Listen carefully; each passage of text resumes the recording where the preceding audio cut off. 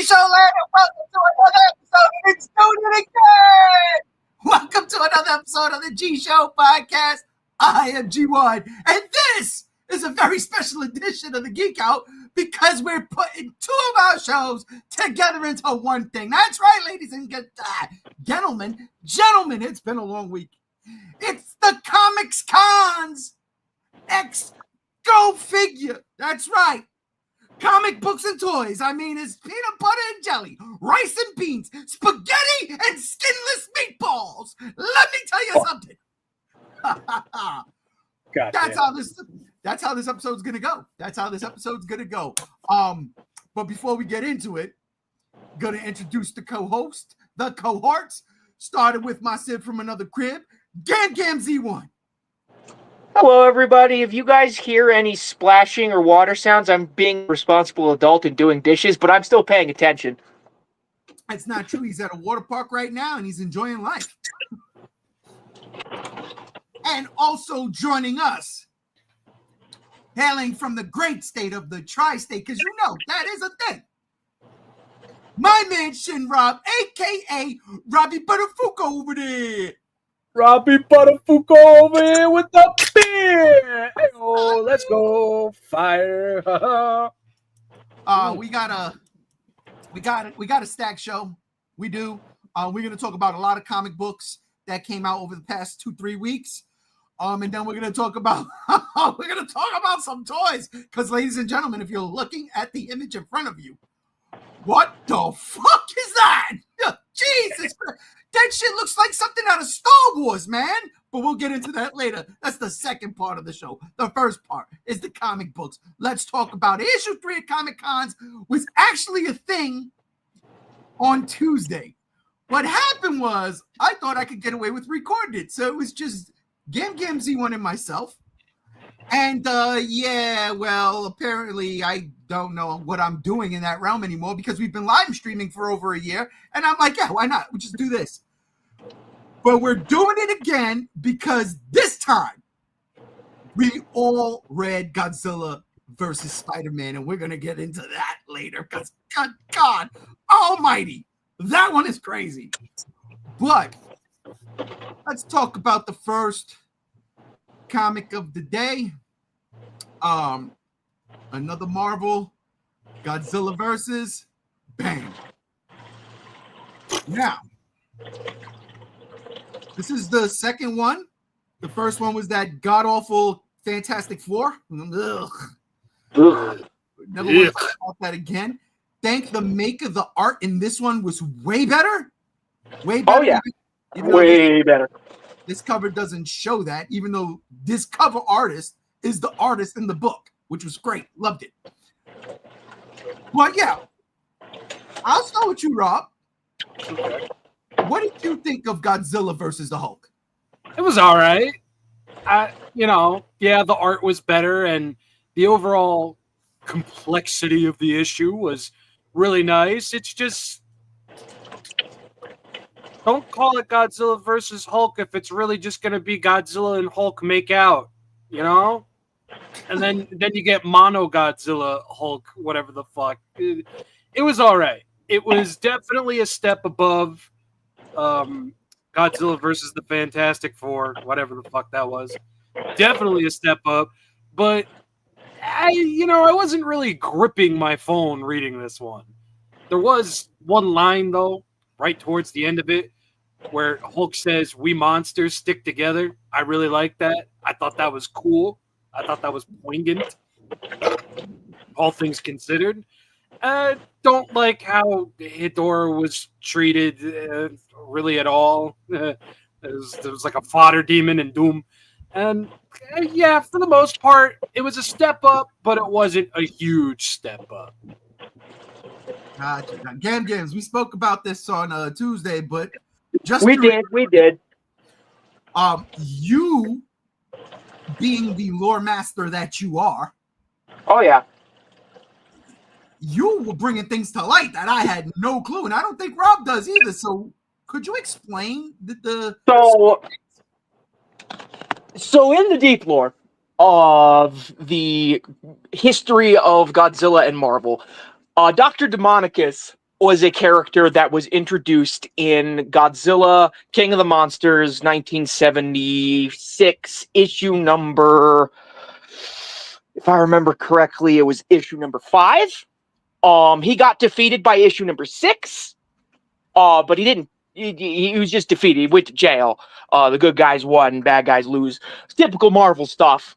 And his specialty is creating monsters. So, there is precedent with Dr. Demonicus and how he is, but it's still really weird to me that you just mix all of Marvel's canon kaiju together to make Hedorah. None of the Toho kaiju, just Marvel's canon kaiju. You mix them together and you get Hedorah somehow. I don't know how you get a scaly dragon guy like Fing Fang Foom. I'm so glad we're gonna get that fight here soon. Shout out. Bars. He rhymed bars. Just say. Indeed, intentional. But yeah, that's weird to me as someone who knows the deep lore with Hedorah, as we all do because we've all watched the movie. Right. Toxic. So, yeah. I don't know how that's a thing. It is what it is. But it's cool that they brought back Dr. Demonicus and tie it in to the 616 lore that Godzilla is in, even though it's not Marvel Godzilla, it's still Toho Godzilla at the end of the day with this crossover. But it's still cool either way. I too feel like, I mentioned this on Tuesday. Don't know if that episode's ever going to go up because, technical difficulties. But I will reiterate that, yeah, it's kind of weird that this is called Godzilla versus the Hulk and they didn't fight. They've been teasing this since the friggin' the original 1970s run. There was a, how old school Marvel books had those letters? Well, they're doing it with this run too, but they got the Godzilla grams and whatever. Right. And a lot of people just wanted to see Godzilla versus the Hulk to the point that Herb Trimpe, the artist for the original book, drew a panel of Godzilla walking by, and he smashed the Hulk just by stomping on him and walking over him, and it just showed the Hulk is next time we meet, Hulk will actually smash you, and this is the next time we meet, and Hulk didn't smash him. No. Giggity. It's kind of crazy because a lot of this comic had more Bruce Banner than it did Hulk, and Bruce Banner flying a Mechagodzilla, which I thought was crazy. Bruce Banner and Thunderbolt Ross were flying Mechagodzillas. If you look at this panel up there in the right-hand corner, you can see one of those Mechagodzillas absolutely destroyed in a puddle of... And apparently, Thunderbolt Ross in this universe at this point in time had no idea Bruce Banner was the Hulk. And then there's that. Again, one of the things I said on Tuesday was, I love the fact that these are these weird little pocket universes. This book did not seem that it was in modern day Marvel. And I don't mean the 616. I just mean in a modern day. This really felt like a throwback 70s era book. I love it. Yeah, absolutely. All right, let's talk about this panel here, though, because, Hedorah kind of kills Godzilla. Oh, shit. Yeah. It does what Mechagodzilla usually does, but not in this book. I mean, Hedorah almost killed Godzilla in the movie, so tracks. That is true. It tracks. It tracks. But you see the Hulk here. He's giving Godzilla a blood transfusion. I mean, last time anybody had blood transfusion, the She-Hulk came about. Indeed. And since and it seems Hulk's gamma energy and Godzilla's atomic energy blend very well together. Oh yeah, because if you just look at this panel, you can see how scared Hedorah looks. He's like, oh, look at that! It's Trendmaster's wet dream. You're not wrong. muscles. Yeah. Green. Yep. Holy shit. You know, I just noticed that he was green. Holy smokes. I mean, I knew he was green, but Like that kind of green. yeah, like he's Hulk green now, you know? It would have been dope if it was Gray Hulk. That would have fucking stayed the same. Hedora's face looking at us in this panel is absolute classic.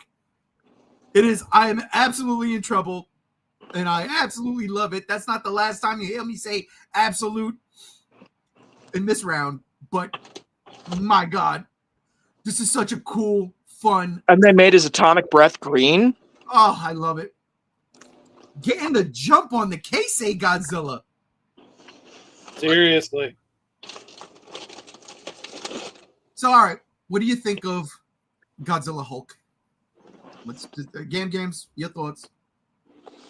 I think it's pretty cool. You know, it's a concept I've always thought about, and you know, I've always looked up fan art of, because you know, there's lots of fan arts out there. But now it's in an official book. It's not a canon book, but it's an official book, and that's fucking cool. I love this personally, as both a Marvel and a Godzilla fan. Yeah, it's Marvel having fun. Absolutely.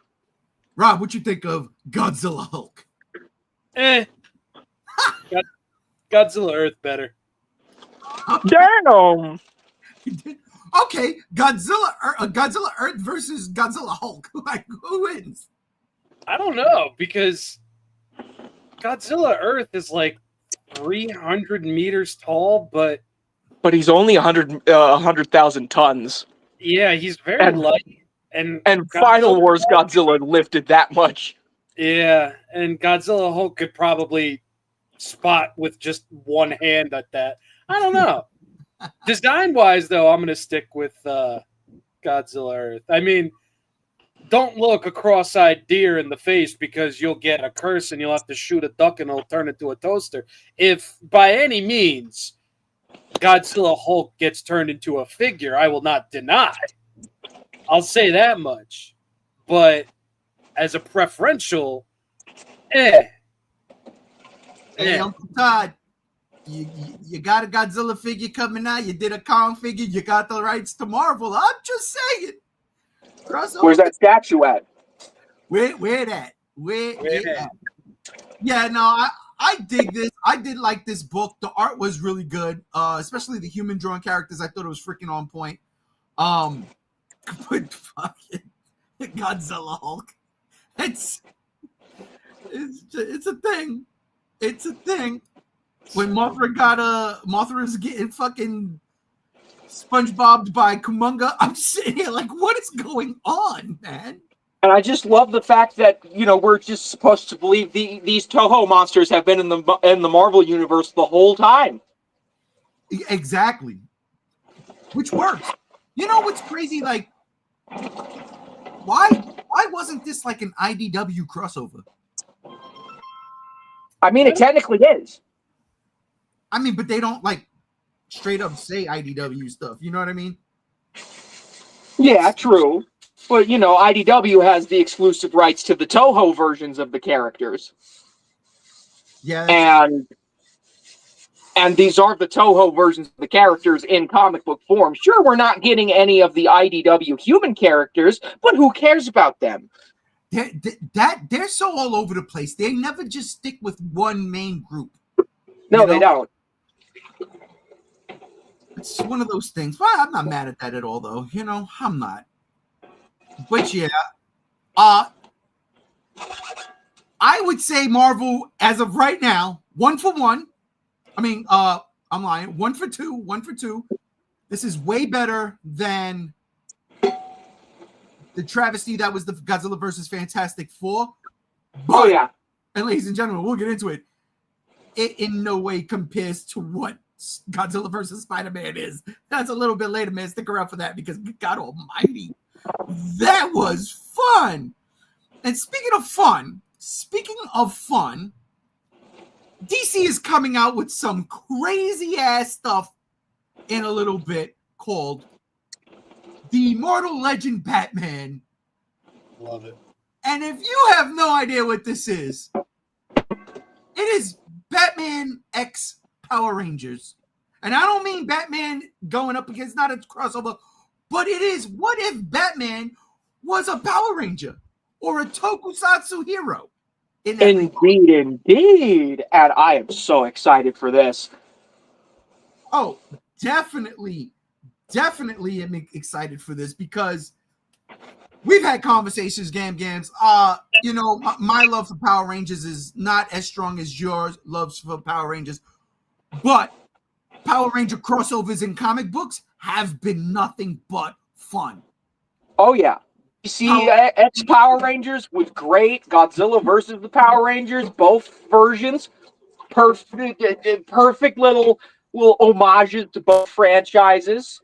I forget off the top of my head what else they've crossed over with, but you know, it's all fun and games. You know, it really is. So when you can take something like Batman and turn him into a Power Ranger without using the Power Rangers, I'm so there.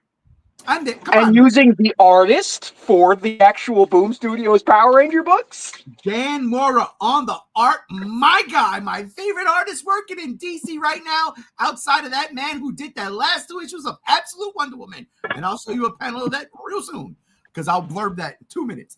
But this got my attention. Being a diehard Batman fan, this makes more sense than that Batman Ninja movie they came out with where they tried to do it. You know, they had mechs. I hated all of that. I think this is a course correction. It's done in comic book flavor, so we're going to get however many issues of this. Can't wait to see what a Batmech looks like. And good God almighty, give me the figures. Give me the figures. If not the figures, DC, you know you could do it. Give me the anime. Rob, what do you think about Immortal Legend Batman? I mean, just going off of this page, this piece alone, I mean, the design is all there. You have the cape, like the symmetry of all the colors in a way that it breaks up the monotony of the suit. It's fucking fire. I genuinely, like, if you put that on a fucking peg at Walmart and sell it for $25 to $30, Uncle Todd, I would definitely be there in a heartbeat because it's got everything. And I'm looking at Batman's Batwing ship going on down there. Looks a little familiar. I sent it in the group chat if you have the time to look at it, but it's eerily similar to Samus Aran's gunship from Prime 3 and Metroid Dread. I'm just saying it's eerily similar. Not right on the docket, but I like that. I like that a lot. I mean, that combined with the sheer badassery of the design, I love the cape. The cape just gives it just reminds me of Spawn. Oh yeah, I totally see that. The cape looks living. It looks like a claw. I love that. It's sick. The pose, Ultraman, though. The what? The pose is totally Ultraman. Yeah. Maybe Netflix Ultraman, and I'm not talking Ultraman Rising, which was a fantastic movie. I don't know why I immediately like Tron. Mm-hmm. Tron is what got me. Tron 100%. I see that. You say it, I see it. Yeah. But I can see Ultraman too because it's got the arm tucked, it's got the other arm up, it's the rise stance. It's pretty cool. He's not looking up. That's the only problem. He's got to be looking up. True. And it's got to be a crazy word bubble like swatch. I mean, I'm just saying. Don't get me. I love being some. I need to go back and start watching Ultraman again. You do. I really do. Got to get that Heisei going. You do. That's where it gets even better. Good God Almighty. Yeah, I'm totally in love with this thing. I really am. Games. You know that. I am this. And I don't know how long this is going to last. I don't know. But if this is like some ongoing hell, give me 12 issues. Give me a full year's worth of this thing. And I'll be so happy because the design. That'd be certainly satisfying. A 12-issue run. Mm-hmm. 12 issue run. The design, the idea, just the whole genesis about it. It's like, why hasn't this been done before? And I'm not mad that, like you said, Games, the man who was doing those Power Ranger figures, comics, Dan Mora in Boom Studios, is doing this, and he's like my fucking favorite guy right now in DC. It is. And he's getting to stretch his art style when it comes to tokusatsu, and it's on point. I loved his Power Ranger run. I think he did Mighty Morphin Power Rangers. He didn't do Go-Go Power Rangers. The Go-Go Power Rangers was like a bunch of different artists per arc of that thing. But I think Dan Mora handled Mighty Morphin Power Rangers from beginning to end. Wasn't Mighty Morphin, didn't that come out after Go-Go, or did Go-Go come out first? Mighty Morphin came out first, but chronologically, you have to start with Go-Go #1. Okay. I remember seeing something like that when I started reading Mighty Morphin. Sorry, Godzilla's calling. But yeah. Sorry, live streaming. Anything can happen, like a phone call from your favorite monster. Oh, absolutely. All right, well, from the fantastical Batman, I have to get into this real quick because I was thoroughly disappointed. All right, here it is. Here it is. Here's my G1's 3 to 5 minute take of DC this month. No, sorry. Starting with something that I really adored, issue 1, and I shitted on this thing. It was one of my unpopular opinions. I think it might have been my the February's unpopular opinion, and I'm talking about Batman Hush, #2.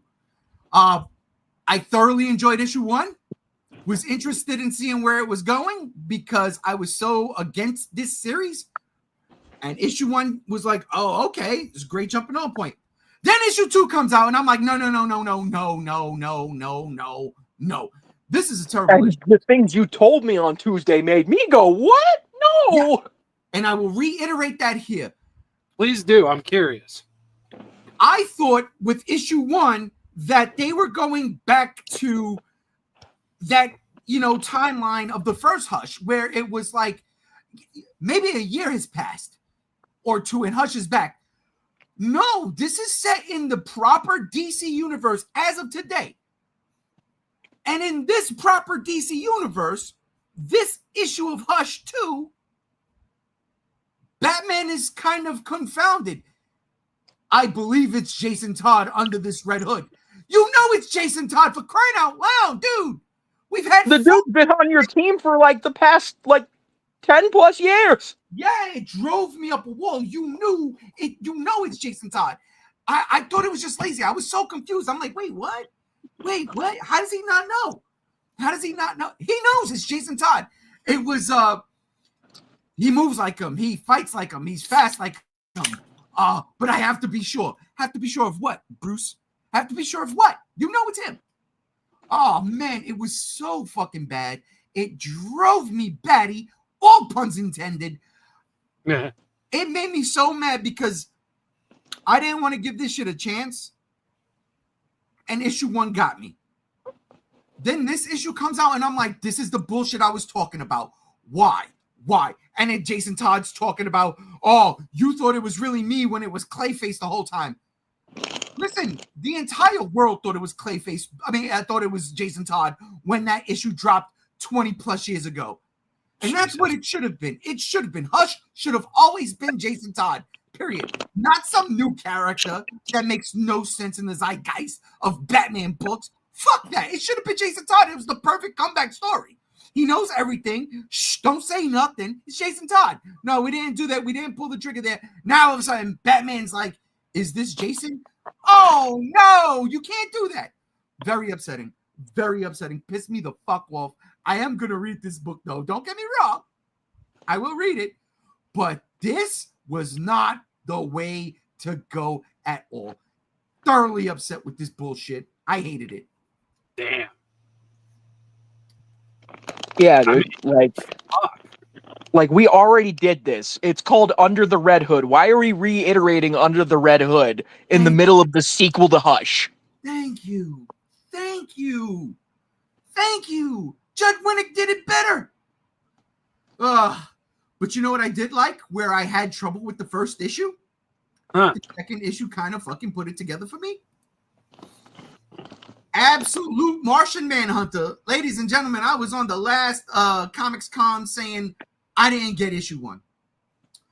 And as I read issue 2, I thought to myself, maybe I wasn't supposed to get it. Or maybe I'm just dumb.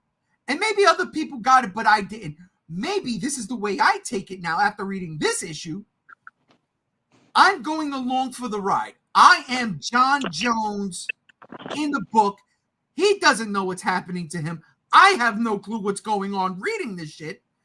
And as I start reading issue 2, it's all coming together. Pieces are being put in place. And I'm sitting there and I'm going, oh.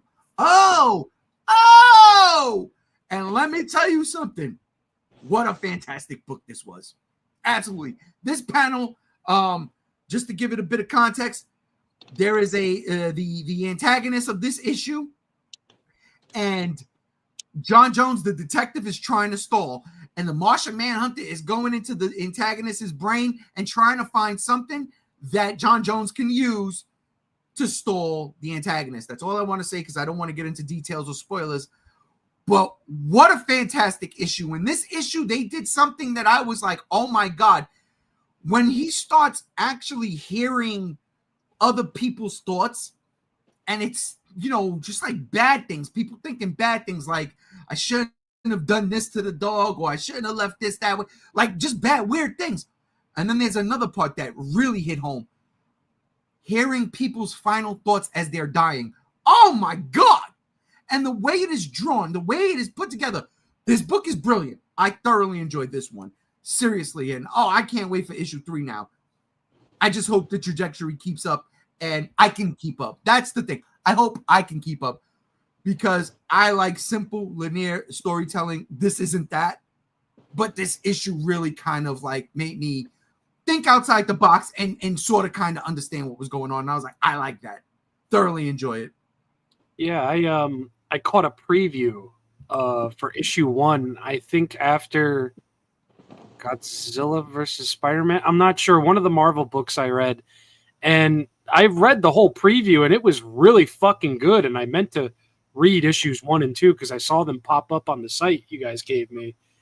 It's really fucking weird. It's very art housey in more than just its art and its colors and everything. And I think I'm going to keep reading because that's a hell of a hook. You say art housey, and that just hit me right in the head.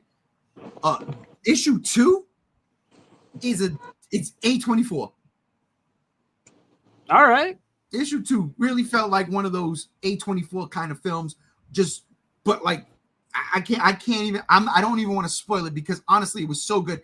And I did put a picture in the group chat last week when I read it, and because damn, it was so fucking dope. It was so fucking powerful. I was like, wow, it's so good. But highly recommend this. But my favorite, and this is where I end this segment, Absolute Wonder Woman has absolutely been the absolute best of the absolute universe. That is a phrase. Coin it. This book. This was a 2-issue arc after issue 5. So issue 6 and 7, 2 issues, Wonder Woman in Hell, going through a gauntlet by Hades. This was issue 7, if I'm not mistaken. And the art, it was just, the writing is out of this world, so fucking good. But the art here, these 2 issues, the art from issue 1 to 5, I love it. At first, I was like, oh, I don't know. But once you read and see the art while reading the comic, it works. It's so good. It's absolutely perfect. But then I get this artist, which I'm not even going to tell you I know his name. I don't know their name. All I know is that this artist and this art, fucking phenomenal. Fucking phenomenal. The whole beef between Hades and Wonder Woman, he's trying to keep her. Oh, man. I shit y'all not. Don't just read these 2 issues. Read issues 1 through 7. Just catch up. That's all I got to say. Just catch up. Absolute Wonder Woman is the absolute best of the absolute universe. And honestly, they are all bangers. All of them. I love Batman. I love Absolute Batman. Absolute Superman is really fucking good. Like, way better than I thought it was going to be. The worst one, and it's not even bad in that regard, but to me, my least favorite is Absolute Flash. But that's not even a bad thing. This book, I shit you not. The art, fantastic. I would tattoo this artist on my arm. I shit you not. I will fuck. It is fucking beautiful. Damn. And that's my spiel. I like it. Heck yeah. As I was spieling, I should have been getting the next thing ready. As we have to stay in DC, right? Yeah. It's only fair we stay in DC because DC has I don't get it. I just don't get it. Where Marvel right now is having fun with Godzilla, DC right now is literally having one of the best times with the little blue fur speedster ball guy From Japan. Listen, DC X Sonic. This book is legit. This is one of the best crossovers and like random crossovers I've ever read. Batman Ninja Turtles, fantastic. Right? Godzilla Power Rangers, are you kidding me? DC X Sonic. That can't work, right? Oh my God, no. No, it's working. This second issue was so good. So good. I reread it over. Huh? Why is this working so well? Well, it's mostly because it's Ian Flynn. And Ian Flynn, the writer of both this crossover and mostly the main writer of the Sonic the Hedgehog books proper, and also now the head writer of the games. Let's not even forget that. He knows his shit when it comes to Sonic. And you know, I've always been curious about if he knew his shit or not when it came to DC, and apparently he does. Because the dynamics between these characters have been so good. So good. All right? Give me an entire book of just Batman and Shadow working off of each other, and I'd be happy. But we're getting everybody here, not just that. But I need more of it. I do. Because we only get like 2 pages of like genuine Batman and Shadow interaction per issue at this point, and I need more. I also need more Flash and Sonic, because those two shit-talking each other with every panel is giving me life. Sonic and wasn't fast enough. Yeah, and the fact that Superman had to show them both up and be like, "Yo, y'all both need to pick up the pace." And Fire. Superman coming in, showing everybody, nah, y'all ain't me. Pretty much. And I love that Knuckles is rocking with Superman. It's so much fun. Yes. Knuckles is like stoicness, and Superman's warmth is bouncing off of each other very well. Yes. Exactly that. That is absolutely it. That is the frosting on the fucking cake right there. It is. It is the skin on the meatball. Stop it.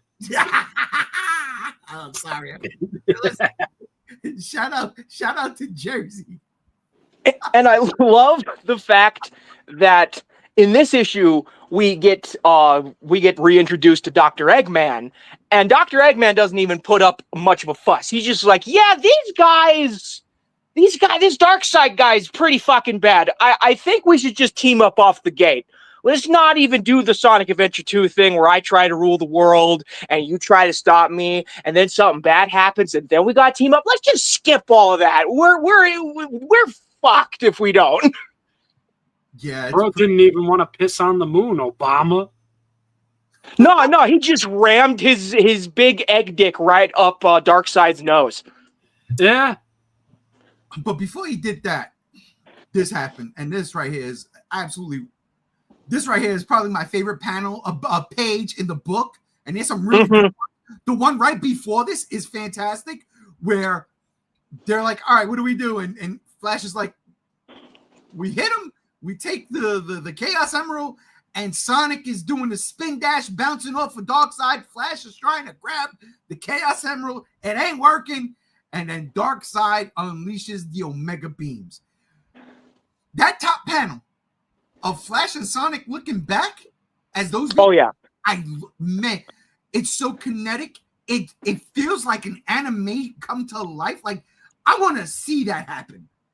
Like I want to watch this. I don't want to read it. I want to watch this.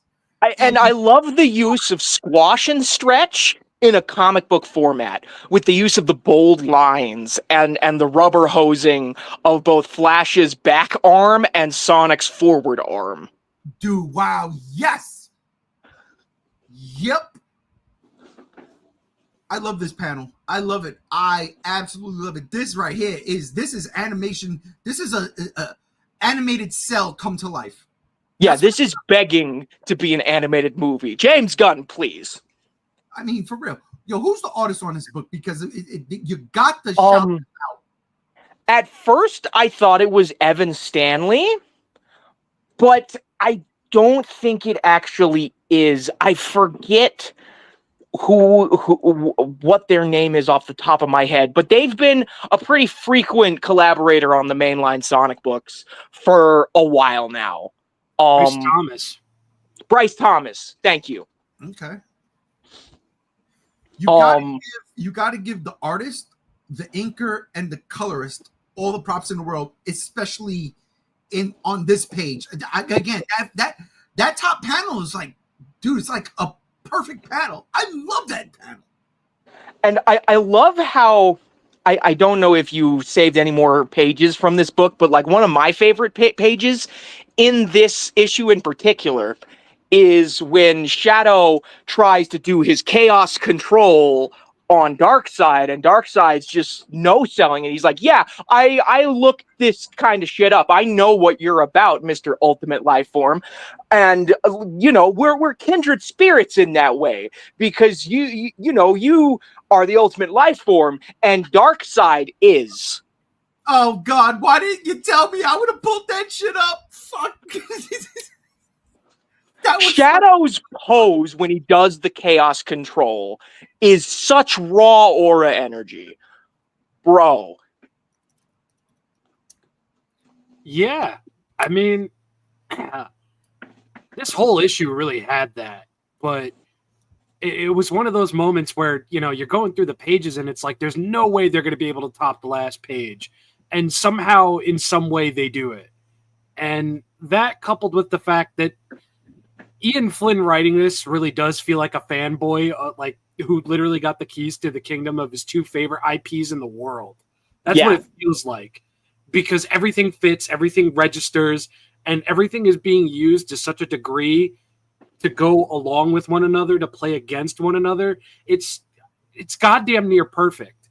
Because I loved the first issue. I loved it so much I had to read it again before reading the second one. And it's fucking amazing how everything just works. There's no leaning into it. There's no, oh, maybe I need another issue. It's just like, yeah, this just fucking works. And it just works even more with this issue. Between the action, between seeing, you know, all the Sonic heroes and the DC heroes together, dude, like, if you told me 10 years ago that Sonic and DC were going to have a crossover comic that was going to fuck expeditiously, I would have looked you in the eye and said you were on the best drugs in the world. all with the perfect anime-esque art style for the DC heroes that I've ever seen in my life. Yeah, this artist, bro's got to do prints that I can buy and frame, because Especially that panel of Superman and Darkseid colliding punches. That's probably the rawest version of that clash that I've ever seen. yeah. You know, come on. I'm trying to do one thing here. Now you give me another thing here. Let me just get this one first, because you know I looked because it was dope, and then when I seen it again, I'm like, yeah, this is actually dope. Wait, where is it? Oh, right. Just put the whole comic in the PDF file next time. You're right. Yeah, right. That panel Gang was talking about taking a second, a little bit of processing. Bam! Just fine. Yes. Look at that energy with Shadow crossing his arms and holding the raw. It was so good. So good. Jack Specific, you ain't shit until we could do this with our Shadow the Hedgehog figures. I'm sorry. Yeah, pretty much. Until we can achieve that level of articulation, your figures are garbage. You know what, Games? You said something, and I was like, oh my God, that's why I had to pull this panel up.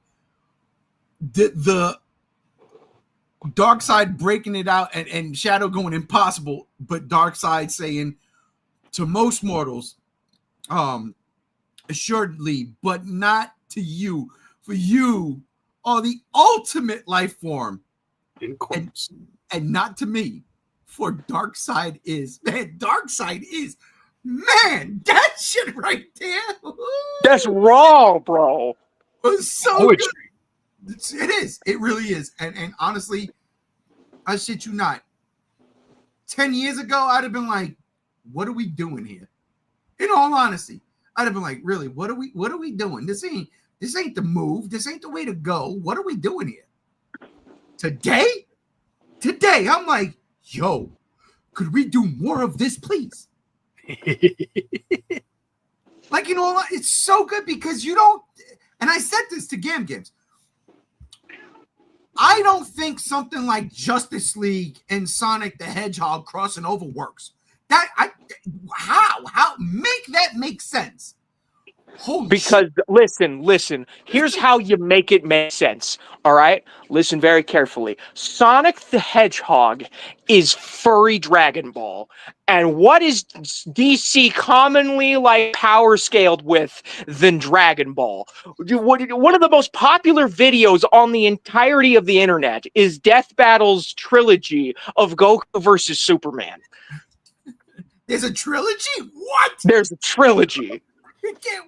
I can't do it no more. I can't take it. I'm gonna jump in the water and just go swimming with Godzilla. I love this. I do. It meshes well, and I really hope that, you know,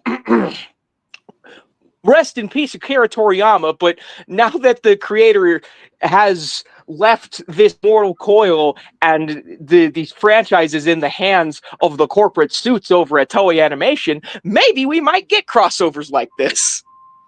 Imagine DC X Dragon Ball down the line. This could open so many doors. Because Sonic is a Japanese property. You better stop. Godzilla's also a Japanese property, and we already seen that. True. I love it. I absolutely love it. I can't gush enough. Again, I go back to this page right here. This is one of the best. That Flash and Sonic outrunning the Omega Beams is one of the greatest things I've ever seen. And I never thought I would want to see it. And there it is. I love that shit. It is perfect. And then you go high, I'll go low. Oh, come on. That's the only way to outrun the Omega Beams. And it still looks like it hurt. I love it. I love it. It's just fucking great. I love it. And then we end off on the Sonic gang being in the DC universe with apparently no way back home. Where are we going from here? The fact that Mr. Terrific was like, when they were like, hey, I know Batman filled us in, or whatever he said. Basically, we got the gist of it. We got to figure out how we could help you or something like that. The Justice League is gone. and it's only the Sonic crew. Oh, come on. Come on. In the DC universe. Let's make it happen. Make it happen. You know what I want to see now, right? I want to see fifth dimension imp versions of Sonic and the crew. Like Mr. Mixaplick. Yes. And Batmite, let's go. Or Mightwing. Mightwing is a thing. That shit is hysterical. I want to see all that.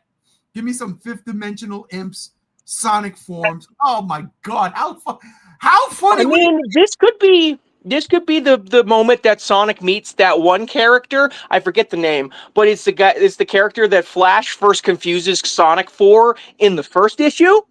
Oh right, yes, I know what you're talking about. Could easily bring him in and be like a fifth dimensional shenanigans, since he's technically a hallucination. I mean, think about it though, right? Mr. Mixoplix comes because he sees the blue, the red. He thinks it's Superman because it's a blur, and it's Sonic. And he's like, "Wait a minute, you're not Superman. What is this?" And they're the same. What are you? Give it to me all day. I'm so with it. All I know is I am excited for where this comic goes next. I cannot wait. I think, as of now, I'm not disappointed with this crossover. No. I have not been disappointed with crossovers and like wacky crossovers in a while. I mean, Justice League versus Godzilla versus Kong. I love that shit. I can't wait for part 2 later this year. In July, I think it starts. Yep. Godzilla versus Marvel right now. Oh God, give it to me. I cannot fucking get enough. It's stupid. As much as some of them suck, Fantastic Four, but give it to me. And this, yeah, I can't wait for Godzilla versus the Avengers and Godzilla destroys the Marvel Universe. Oh, right. Oh God, I cannot wait for Godzilla destroys the Marvel Universe. I can't wait for that one.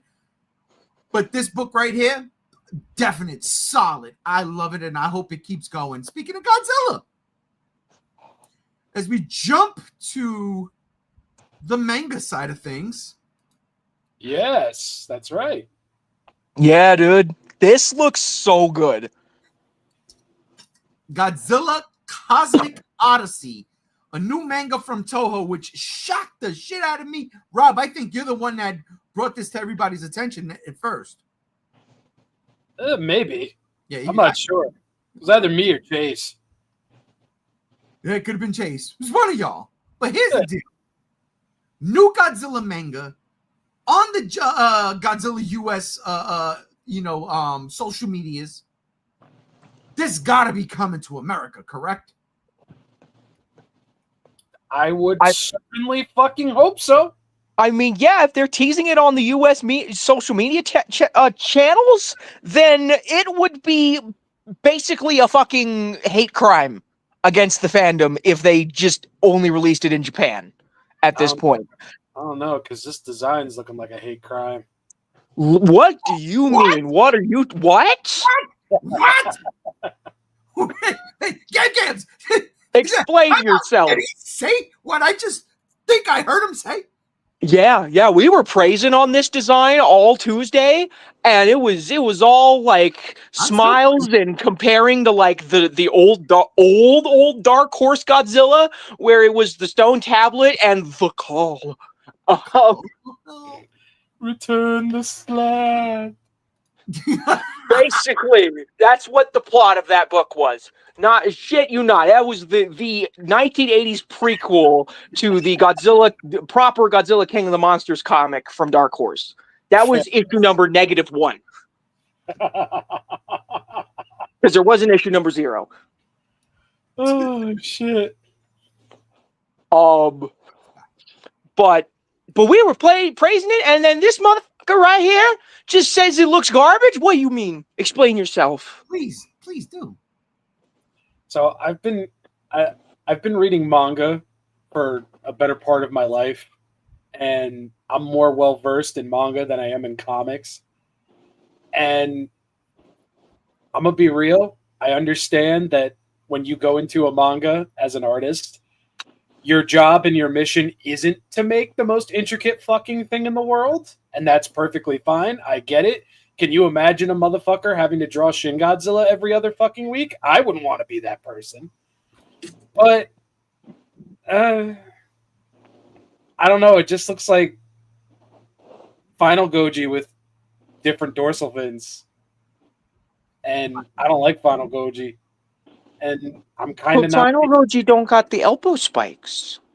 Wow. Elbow spikes. Let me hold the fucking press for elbow spikes, please. You know what? You know what? You're right. You're right to the core. You know what? I should have just freaking found a way to make the other one work. No, I'm just kidding. You know, I love you, Rob. No, and you know what? I will be upfront here. From this angle, from this image, I'm not sold. But since I collect manga, since I physically collect manga and have since 2000 whatever the fuck, I'm going to be picking up physical issues of this. By golly, they better be making physical issues of this. I swear to Christ. I'll come for you. I'm going to give it a chance. Just like I'm going to give Predator Badlands a chance, even though the design isn't crazy. I'm going to give it a chance. It's just, I'm not immediately in love with it. How about that? All right. I still can be mad at you, and so I shall be. But I see where you're coming from. As someone who's not a manga guy, and me and Gang spoke about this, like, I hope this comes out here in America. I hope this comes out in English. Look at the Gotengo, for crying out loud. Kryptonite Gotengo. That shit looks fire. That shit looks fire. So good. And then again, what manga, like, piece of technology doesn't look amazing? This is very true. Here's my question, Rob. You're a manga guy, right? Sure. Does manga do color, or is it all just black and white when it comes out here?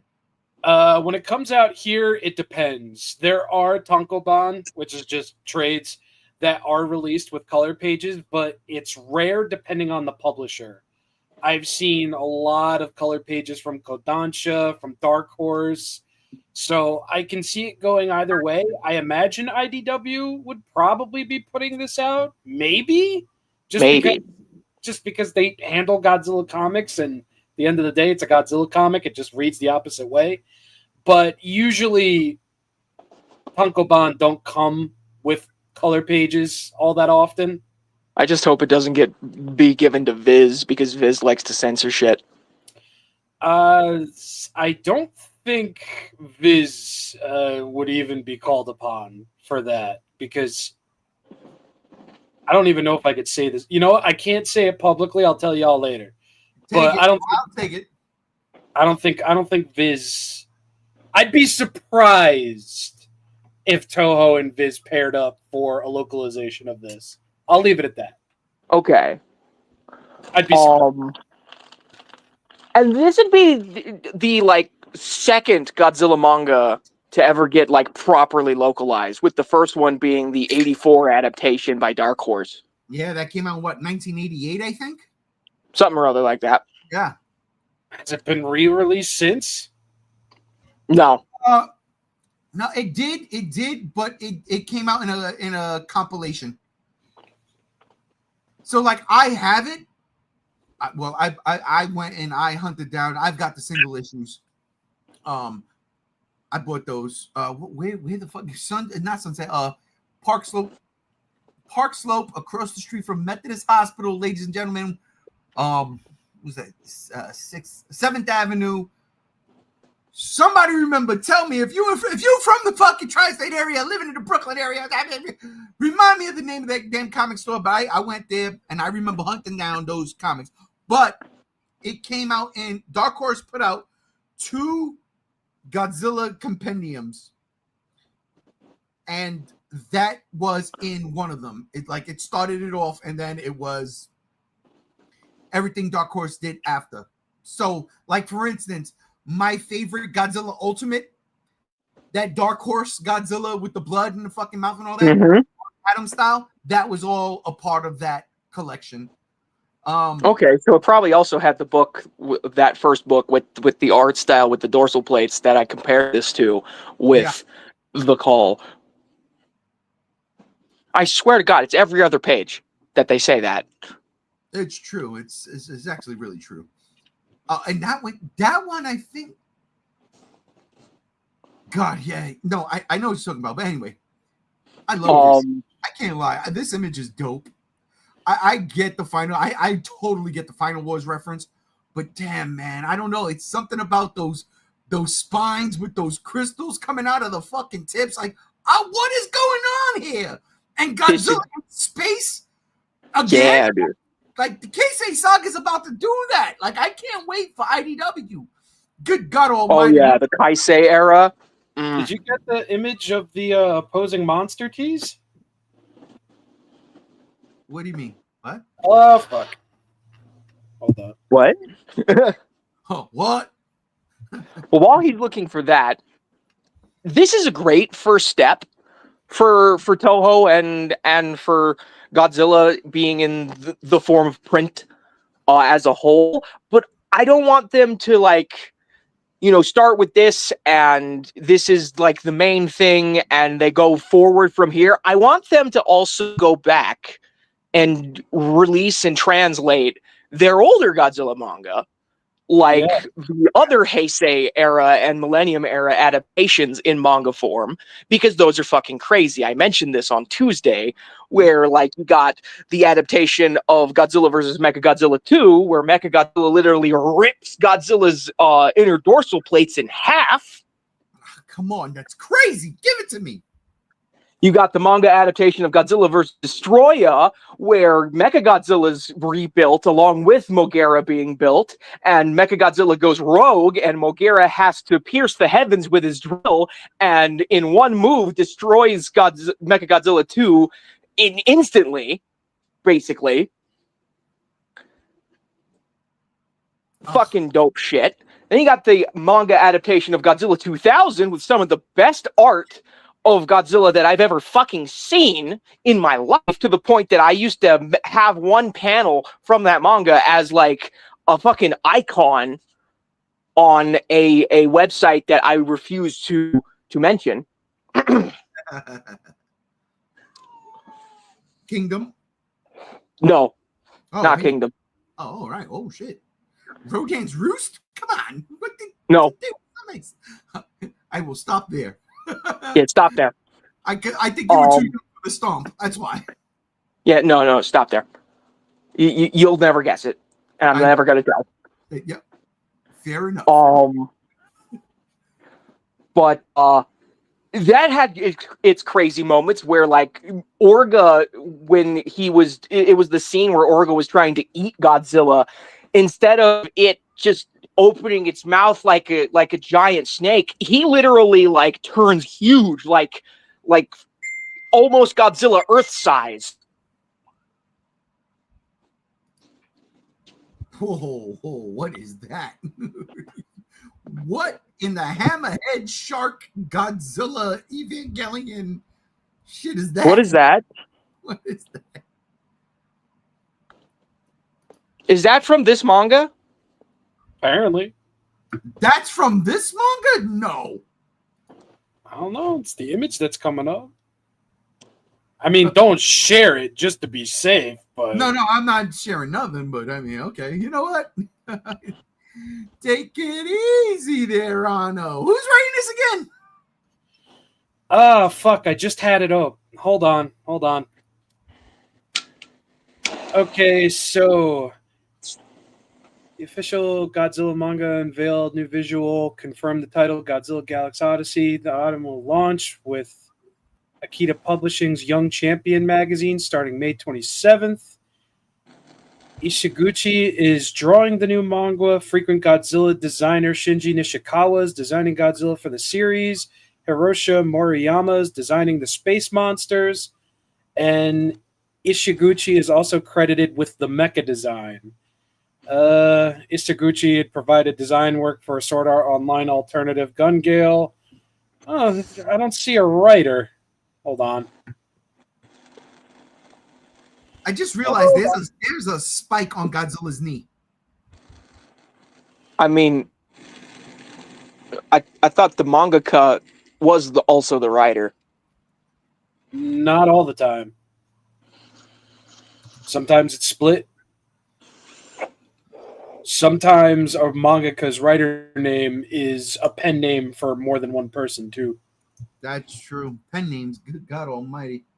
Like I wish Akira Jeff wrote Himikawa. for Batman Hush 2 for the love of Christmas.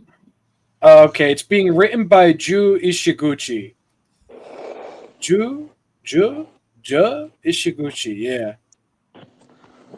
I'm not recognizing man's name. Let me see here. Holy shit, that's not in English.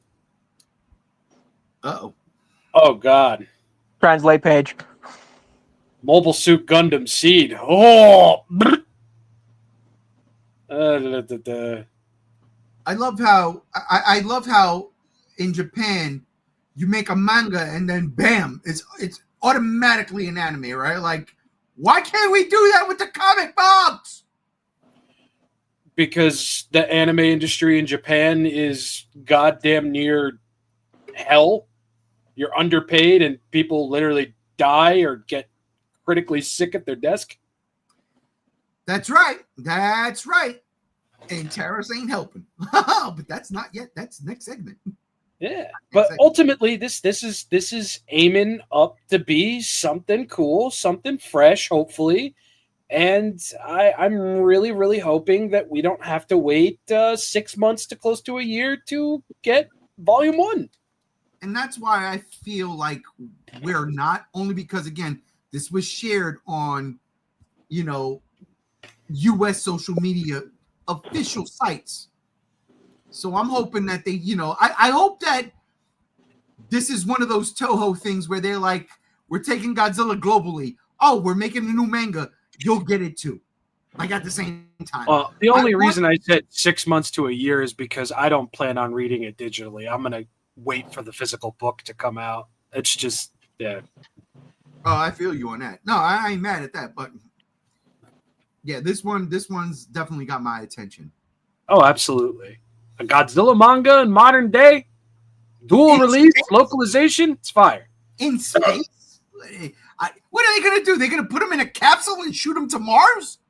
A la Gamera 1? Let's do it. All right, speaking of space. They could send him to Queer Eye for the Straight Guy and get a new fucking look. You know what? You know what? Yeah, Game Games. This guy. Speaking of this guy, you know who's this guy? An average guy who, just lives in the city, the tri-state area, the great state of the tri-state thing. It's a thing. His name's Peter Parker. I don't know if you heard of Peter Parker, but he's like, some dude, very smart. Scott's a very complicated love life. Very complicated. Oh, God. Very complicated. Got bit by a radioactive spider. Became the amazing, spectacular, tangled web sometimes, I don't know, of Spider-Man. And then he goes up against the Predator. Because, Marvel right now. Marvel. Let me rephrase that. Because Disney owns Marvel. Disney owns 20th Century Fox. What could you do with both of those things that you can't do on screen? Even though I swear to God, I swear to fucking God. Hear me out, ladies and gentlemen. I'm saying this right now. 1 hour, 4 minutes into this fucking podcast, I'm calling it Avengers Doomsday. A multiversal fucking romp through the multiverse. We're going to see something, an alien, a predator, whatever. But there's something, I shit you not, because it's a multiverse. Like, you heard it here first. But good God Almighty. Now, the Predator versus series, when it comes to the Marvel Universe, this is the third one. We had the Wolverine one started off. That makes sense, right? Wolverine versus Predator? Oh, yeah, give it to me. I thought it was fantastic. Such a good book. Violent. I love the fact that, it takes place in Logan's past and culminates up until past Weapon X or in Weapon X and then past Weapon X. So good. I'm like, wow, this is nuts. Predator versus Black Panther. I started reading it. It's a lot. I only read like one issue, to be honest with you. I was not feeling the Predator aspect of what was going on. But I hear that book is fantastic, so I got to go back and read it. Here's the deal. You know, you gotta hook somebody issue 1 if it's a comic book. 3 episodes if you're watching the television show. That. I think that's a generous hook, right? Mm-hmm. Predator versus Spider-Man #1 blew my fucking head off. I was like, yo, what? What?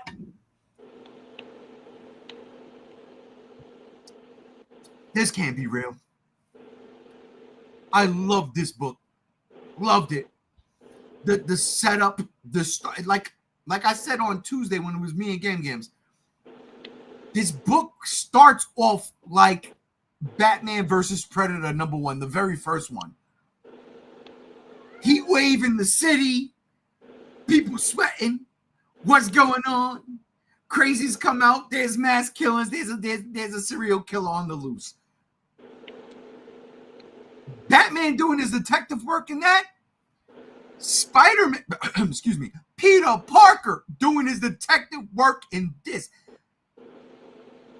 Dressed up as the fucking dude in the hazmat suit taking the pictures. When the detective comes and he's taking the pictures for the Daily Bugle. Not anything else the detective don't know. It's so good. It's Spider-Man, it's Peter Parker. Anyway, I digress. This book. Hi. Doing it right. Spider-Man is so innocent? I don't know how to say innocent. A lot of bad things happen, but you know what I'm trying to say. Like Spider-Man is not. He's wholesome. He's wholesome. Thank you. He's wholesome. It's like Archie. It's like Predator versus Archie. Where'd that come from? Spider-Man is wholesome. So when you see this book and the amount of violence and gore in this book, and of course a bunch of swear words that are scratched out, I'm sitting here and I'm like, oh my God, what am I watching? It's fantastic. I fucking love this book. It was one of the best. Gams! Yes, indeed. Did you read this book? No, not yet. All right, then I'm gonna go to Rob. Oh, bro, it didn't take the full issue to fucking hook me. It took me the first 2 pages and I was done. The way that they described the city and the heat wave was perfect. Hot air being pressurized out of the fucking gratings on the ground, the discomfort, the people turning on each other. Bro, I've been there. I've been in the city and I've seen it. I've smelt it. I've experienced it. Same. That immediately fucking hooked me. Immediately. But then it just keeps getting better. Because you see these Predator areas where things have gone down and some things just ain't right. And it's like, wait. Not only is this fucking grisly, but there's a mystery? What the fuck is going on? Even I don't know what the fuck is going on. And as the issue goes on, and as the big reveal that we still don't know technically what's going on, it just kept getting better and better and better. More violent, more grisly, more censored curse words from J. Jonah Jameson. God bless his soul. I still only hear J.K. Simmons when I read J. Jonah Jameson is fine. Bro, I might drive 35 minutes out of my way to go pick up issue 1 physically for myself. It's just that fucking good. You want to talk about understanding the assignment. You want to talk about understanding the aura of both. You want to talk about getting shit right in 2 fucking pages? Predator versus Spider-Man. Don't argue with me. Don't try and tell me somebody's done it better. Don't. Because you can't. Because here I am. I'm a man who's read Wolverine versus Predator, Archie versus Predator, now Alien versus Predator plus Fire and Stone. We're not going to talk about that. Please, God, let's never talk about that. But Predator versus Spider-Man, dog? Oh, bro, we are like an issue away of Peter sitting at a fucking pizzeria and getting his shit rocked in the middle of the fucking place. I can't wait. I am actually unhealthily obsessed with this series right here, right now. I've read this issue 3-4 times. And I'm deliberately not saying anything because I want games to experience it for themselves because fuck! This shit fucks. I mean, I know a few things, like the You fact don't that know it's everything. very, very bloody. That's nothing. That's nothing, bro. That's nothing. It's very bloody. It's very violent. It's very gruesome. It's very Batman-esque. How? Well, this guy right here. The Skinner Predator. I mean, come on, man. I mean, look at that panel and tell me that's not the Joker when he ripped his own face off. And that's the same fucking thing. It is. Now, I'm not mad at that at all. I actually love it. I do too.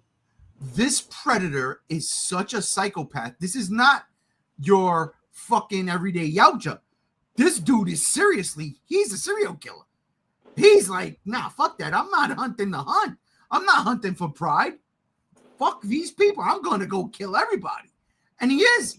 And I love the idea that, yes, he skins them, but he takes not the trophy of the skull. He takes a finger, a nose, an eye. These are his trophies. It's insane.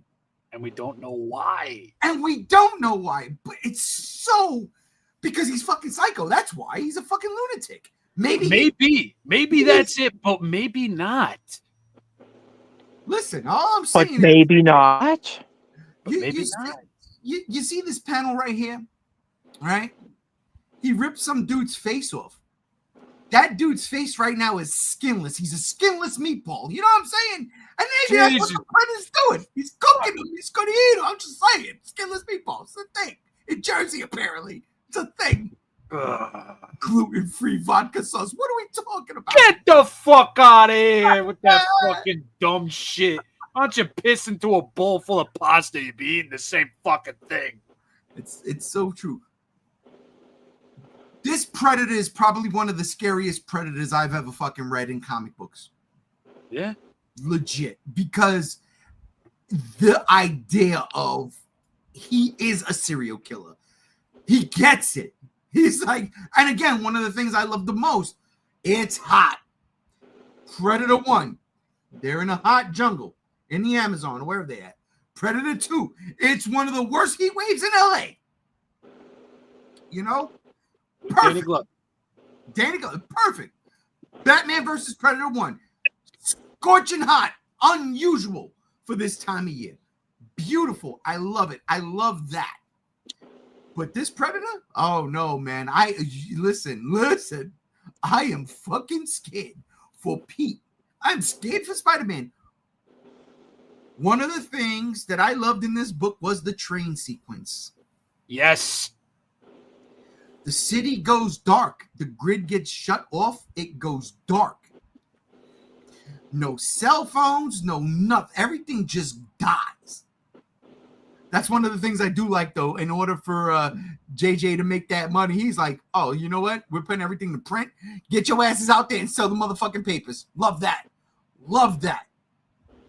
But the train, you meet Mary Jane, homegirl, and you see, you know, people might say, oh, this is stupid. No, I love the fact that there was a girl on the train hyperventilating because it's dark. The train stopped. She's claustrophobic. She's stuck. And Mary Jane calming her down. And there's that Skinner Predator walking towards the train. Are you kidding me? Are you kidding me? Are you horrifying? It's horrifying. It was so well done. This book gets an A. Yes. Absolute buy this fucking book. And I'll be honest, again, the Predator versus Black Panther, I only read issue 1. I was not vibing with the Predator part of it. But again, I heard it just goes bonkers nuts. I believe right now Marvel is doing the right thing with their properties tying in with what Disney owns now. So when you see, you know, again, Wolverine versus Predator, Black Panther versus Predator, Spider-Man versus Predator, or the other way around, buy these books. Let me tell you something. Aliens versus Avengers, or Avengers versus Aliens, however you want to coin the term, that book comes out once every 3 months. What? It's a fucking fire book. The book is fucking fire. Fucking fire. And hopefully that shit comes out in May. It needs to, issue 4 needs to drop already. What are we waiting for? Get it together. But I am placated with these Predator books because honestly, it is working. This is a crossover where we were talking about crossovers before. This is a crossover that dudes like myself, people who love watching movies from the 90s and love superheroes, to bring them both together, yeah, this is it. And this one, Predator versus Spider-Man issue 1, yo, highly recommend. Highly recommend. You know who hasn't been here? Spider-Man. Because you know why? He's out there fighting the Predator right now. He's too busy swinging around the crazy streets of New York to come here and lend a comment. But that's okay. That's okay. Oh yeah. Couldn't fucking recommend this even more. Like, to put it in perspective, if the next issue doesn't wow me like this, I'd actually be surprised. That's how fucking good it is. That's it. I agree. Spider-Man right now is absolutely on a roll. I'm going to tell you. Like, Spider-Man crossover comics are right now killing it because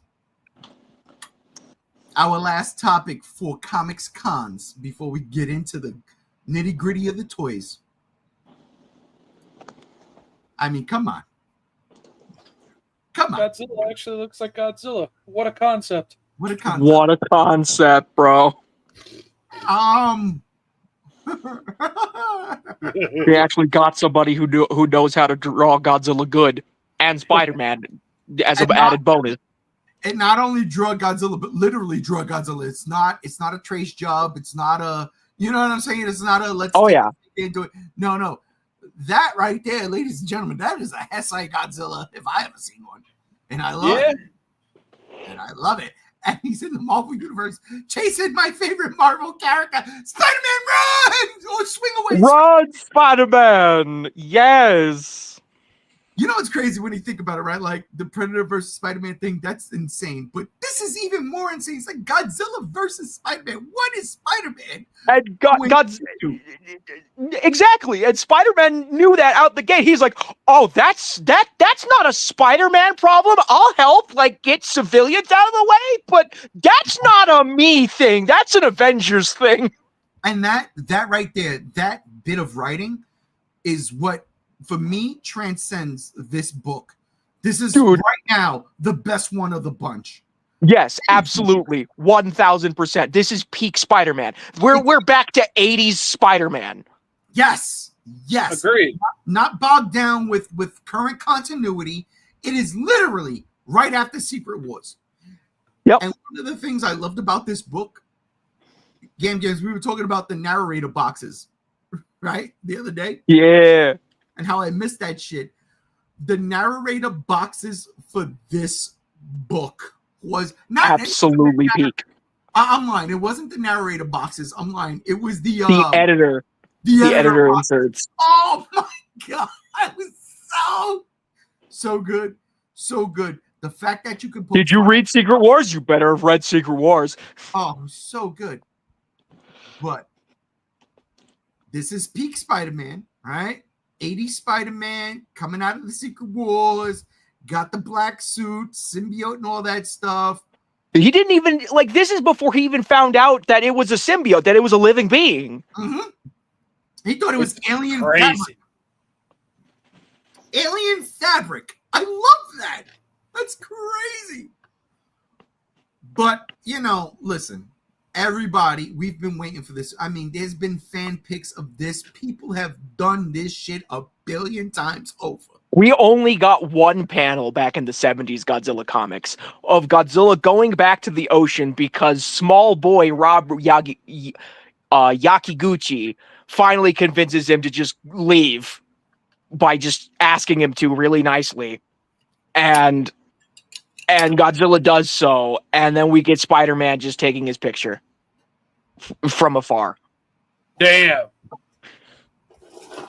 That's So this is the fucking first proper interaction between Spider-Man and Godzilla. Oh, And it's so good. I can't think of any way better to do it than this because this. The only thing that would have made it better is if they reiterated the original fucking Marvel comics where Godzilla goes face to face with J. Jonah Jameson and just roars in his face with a blast of hot air, just like what he's full of. J. Jonah Jameson, aka fucking Shinjo. No! Stop. I'm sorry. But that is that Godzilla. I'm just saying. Look at him. Yeah, it is. Dude. We're here for one thing and one thing only, right? I love the fact that once he showed up, it's instantly, hey, Shocker, so can we, like, call a rain check on this? Yep, probably a good idea. You know what bothered me with that, though? Because I love that. But he's still tied to Shocker up. I was like, Spider-Man, what if Godzilla walks through that building and kills the Shocker? That's not nice, Spider-Man. It's not nice. Spider-Man could be a dick every now and again. Especially I with don't know about the murder. symbiote. Especially with the symbiote, because he was kind of a little aggressive. Gotta be honest. In more ways than one. Oh, yeah. But we're all here for one thing and one thing only. Honestly, we are. Godzilla going full Venom, trying his best not to become one with the symbiote hive mind. Oh, because like that was actually really good writing on their part, because symbiotes do get this way when they bond to animalistic hosts. They just operate purely on instinct and hive mind. And oh god, I didn't think they'd go this deep with Null and all that. Like, wow. Right. Dude, when I got to this panel, I was like, yo, what? What? Because again, at this point in time, Null's not a thing. Null wasn't even thought of. Exactly. In context of the continuity, the creator of Null was probably 3. You know what I'm saying? When this comic came out, when the symbiote, when Secret Wars came out, it was probably 3. Oh man, seeing this, I thought it was genius. I thought it was absolute genius. And the idea, like Gams just said, the idea of the hive mind trying to control Godzilla and Godzilla fighting back. That is one of my favorite things about this fucking issue. Yeah, it really demonstrates Godzilla's intense willpower, which is something he's always had in canon. Exactly. Meanwhile, I'm sitting here losing my shit over the fact that he used his fucking tongue to knock down a building. Yeah. Yeah. Fire. He did do that fire, bro. That was just fun. Like, and I love the fact that Godzilla's roar was enough to, like, cause the symbiote enough pain to, like, just leap off of Peter. No, but remember, you know why that worked so well and why I personally loved it so much? Because it's very similar to the church bell, It's like in Decibel. Roar. Yep. And when you read like the Godzilla novels or even like some of the early Dark Horse comics, but definitely the Godzilla novels, when they describe his roar, it's always bell-like roar. So, and you hear it. You're like, oh, I get it. So those Sonics so close to Peter Parker in the suit when Godzilla roars was dope. Here's the thing. You know what I really love though? This Godzilla right here was on a mission. He sensed the symbiote and was like, no. A little bit of legendary in there. I just want to sprinkle that out there. It's like a little bit of the legendary. Yes, there's definitely some Hesai in there, but a little bit of the legendary. Not even Hesai. I think about it. No, not at all. Biollante aside, it felt like it was him. but like King Ghidorah, man, wasn't it? Mechagodzilla, he wasn't going to fight Mechagodzilla. He was going to find his son. Space Godzilla, you know, he was like Mothra. He wasn't going to fight Mothra. He was going to eat Mothra. He was good. That's what he wanted. Yeah, it doesn't work. Maybe Destroyer, not even. He was just on fire. Anyhow, I love the idea that he sensed this dangerous presence and went to go say, yo, what we doing here? I loved it. It's you know what amazes me here? It's just the incredible amounts of fun that just leaps off the page from start to finish, because it's so very much a Spider-Man book, but it's also so very much a Godzilla book at the same time. And also a Venom book. Yeah, that too. But, you know, that's something that the other two books, to me personally, lacked. Yes. Good call. It lacked that. It's like, okay, Godzilla, Marvel heroes and villains. How do we do it? It didn't turn out the way it did here. The way it did here, it's like, fuck! I'm reading a book about Godzilla and Spider-Man. I feel that. I see that. I can fucking sense that shit. And I love... With Fantastic Four, fuck off.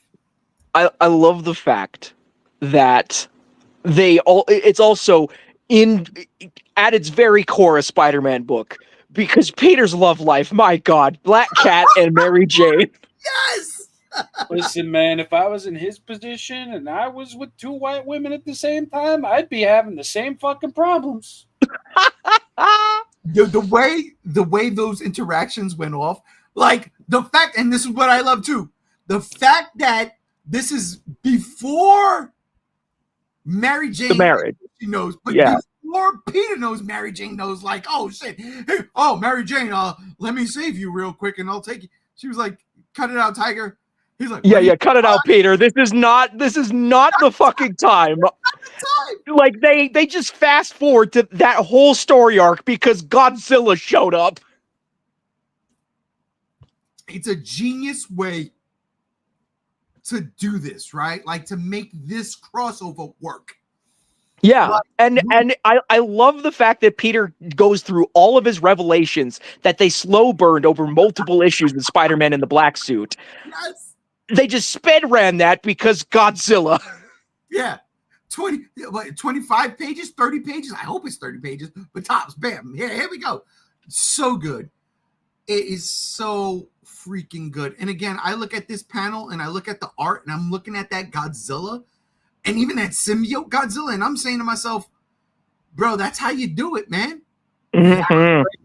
That design with like the G Godzilla like silhouette logo forming with the fucking Venom spider logo. Oh, give me a tattoo of that. Yep. Give me a toy of that. Yeah, give me a toy of that for real. Here's the fun part, right? We've got 3 issues of Godzilla versus Marvel. We got Fantastic Four, we got Hulk, we've got Spider-Man.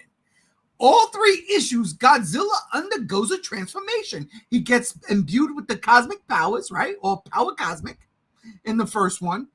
Mm-hmm. He hulks out in the second one. Right? Then he hulks out in the second one. He's fucking Hulk Godzilla. We covered that at the very beginning. And yet, here we are.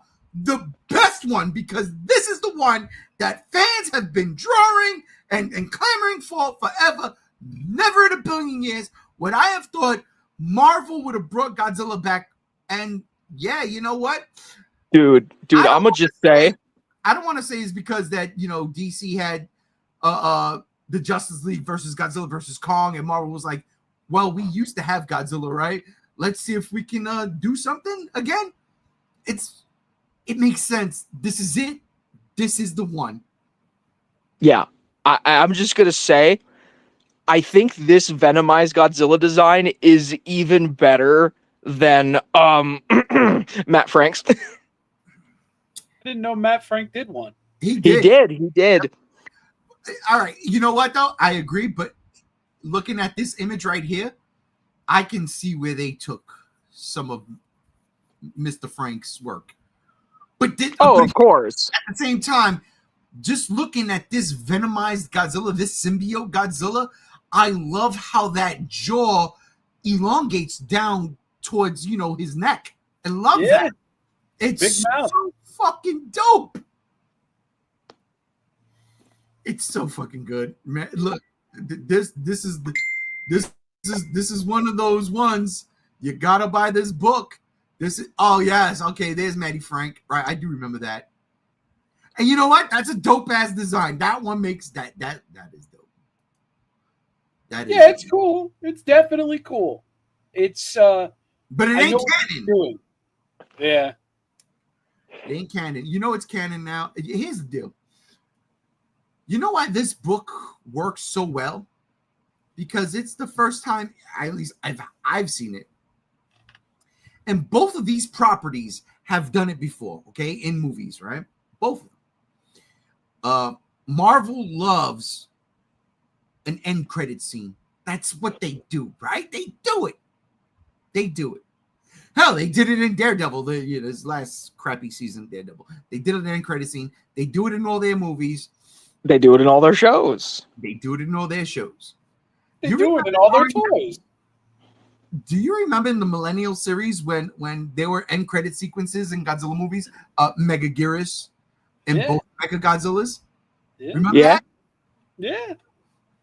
I love the fact that Marvel aped that and said, yeah, you know what? Let's do an end credit sequence. And what do we get? Because here's the deal.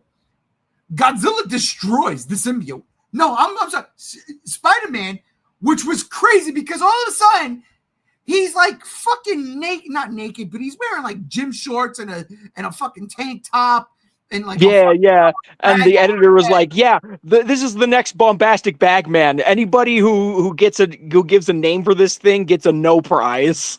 Gets a no prize. I love that. That was great. And then he's black, and then he's back in the red and blue with the Shockers fucking Sonics, and he's enhanced it. And again, I'm sitting here and I'm like, yeah, I'll allow it. This is fucking classic Spider-Man, right?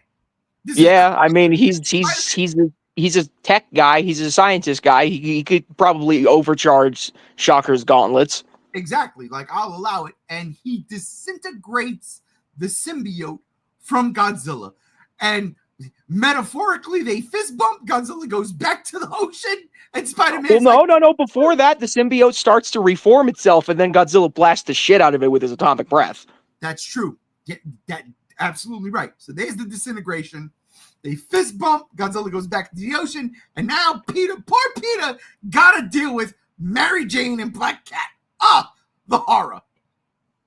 But then there's you say it's a horror. I'm over here like, hey, yo. But think about it, though. That's horrible. How do you do? Oh, wait.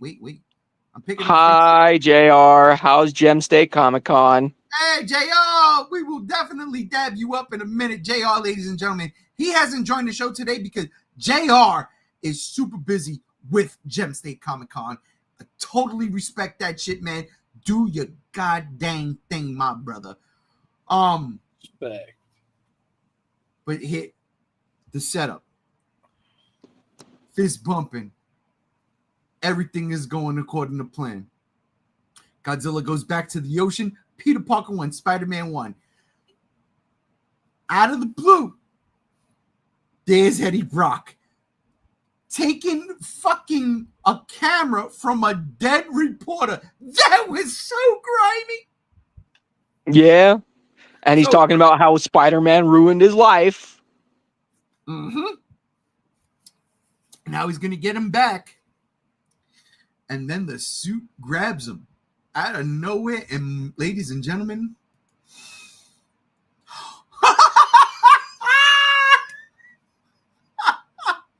oh my God. Yo, listen. I swear to God, I thought that the end of Avengers was one of the best end credit sequences ever. No, it's this. It's this. It is this. Hands down, it's this. God Venom. God Venom. Got the space Godzilla shoulders going on with Godzilla's skin pattern for the symbiote, but he's also got like the veins of the movie Venom. This right here. Look at the little channel up front. Stop struggling. We have work to do. We are God Venom. Is this thing going to be a thing going forward? Like in this little miniseries, because this is amazing. I love it. Yeah, I hope we get to see God Venom again.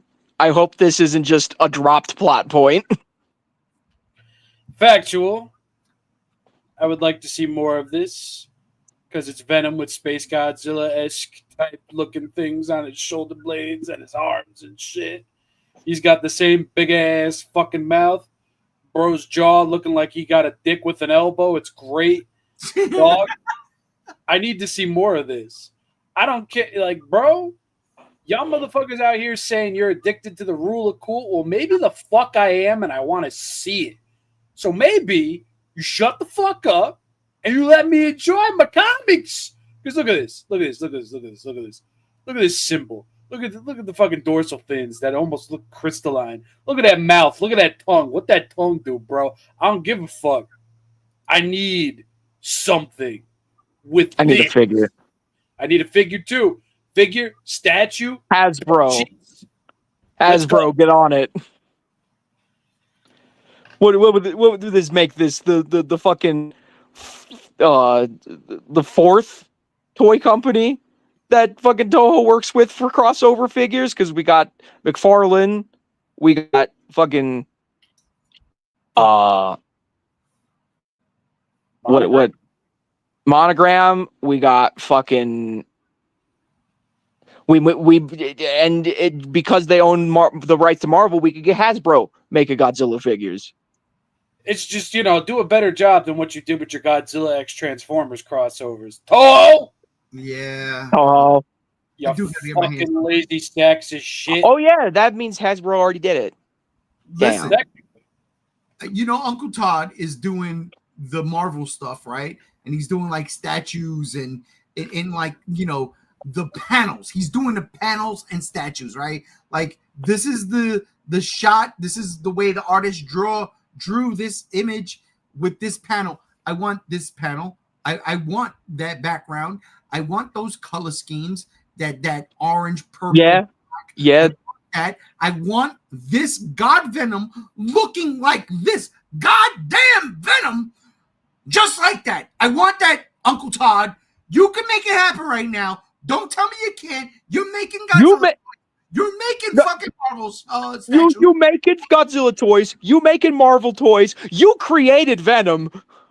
You created Venom, Uncle Todd. You kind of need to do this. Hold time out. Hold up. Gams. I forgot all about that. Yeah, he created Venom. Yeah, I think I'm having a heart attack or a stroke or something's happening, but good God almighty, it's going to be a beautiful thing. You got to make it now. You got to make it now. No, Steve. No, not Predator Venom. Godzilla Venom. Godzilla. Although a Predator Venom comic, Predator versus Venom. Oh, shit. Oh, dude, that would be peak. That would be peak. Yeah, that might be the best one. Like, oofa. Yeah. Like with how good the symbiote lore is now because of recent Venom comics, dude. Mm-hmm. Yeah. Well, listen, I think we're all in agreement that this should be a figure. And the Oh, yeah.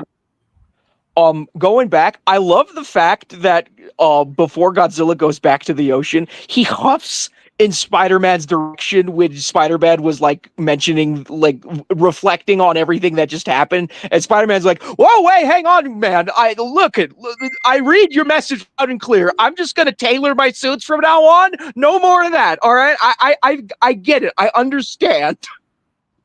And that's what's beautiful about this, because that's perfect. Yep. Perfect. Absolutely. Hold up a second while I you know what? I don't even Steve, look right underneath the Marvel #1 in that picture you just sent me. That right there is where you know it's fake. It didn't happen. It's not happening. It's not yet. I'm not saying it can't be a possibility, but that ain't real. Just giving you a heads up. That Duke, whatever That Duke, let me go back real quick. Duke 2020, bro. That pictures from 2020. Steve, come on, my bro. You know I love you, bro. You know I love you, Steve. That's not real. I digress. But you know what is real? This. Yeah, as I get into the next thing, Godzilla we'll talk about. Let's get started with Bandai. Yes, let's. Bro, we're evolving backwards. We have crossed over from the comics to the toys. That's right. It's Well, time for Go Figure, baby. Go Figure. Yeah. Go figure. Look at this fucking. Go Look Figure. at this movie monster series 2015 looking ass paint job. You're thinking of 2017, but it's not that. But I respect the reference. I love you. Yeah. I love you too. I'm sorry I was off by 2 years, Mr. Testicle. Listen, don't talk about my testicles on live. Yeah. Whoa, whoa, whoa, whoa, whoa, whoa, whoa, whoa, whoa, whoa. Whoa! Before I get to him, my man Steve comes in. I know it's fake. The concept is nice. It absolutely is. I cannot knock that. And Wait! I hope it happens. But really? Really? You show up now with a comment? Da, da, da, da, da, da. Spider-Man. Why is he so naked? Dude, we are an hour and 41 minutes in, and we just got done talking about all the comics. We just got done talking about you versus Godzilla. And Predator, you better hide, motherfucker. I'm glad you swung by, Spider-Man. You know it. It cannot be. As would I after reading that first issue. Jesus fucking Christ. My God, it would not be a Friday night if Spider-Man didn't swing by. It's like back in the day on Saturdays when Spider-Man would swing through the electric company. I don't know if y'all remember that, but I'm old enough to. Oh, man, that's why I love Fridays. Love you, Spider-Man. Love you, Spider-Man. All right. What's going on here? Okay, so what we have here is the American-focused branch of Godzilla vinyl figures representing their new Burning Godzilla figure. That's what we have going on here. This is a 4.5 to 5-inch tall vinyl figure that will be sold off in L boxes in your everyday stores. And it looks like shit. Yeah. Like, literally, we got a better version of this with the exact same ass articulation down to the fucking side swivels below the shoulders with Bandai America. Yeah, we did. And, I will say this much. I do prefer this over the 2017 Movie Monster series version because the sculpt is much more there. Yeah. He's got the thick fuck off Corey Taylor neck. He's got the rounded out fucking shoulder blades and everything. Yeah, the tail ain't painted, but that's to be expected. I just hate the metallic orange paint job. You know what I'm saying? Yeah. Like sculpt wise, this guy would be good for making customs.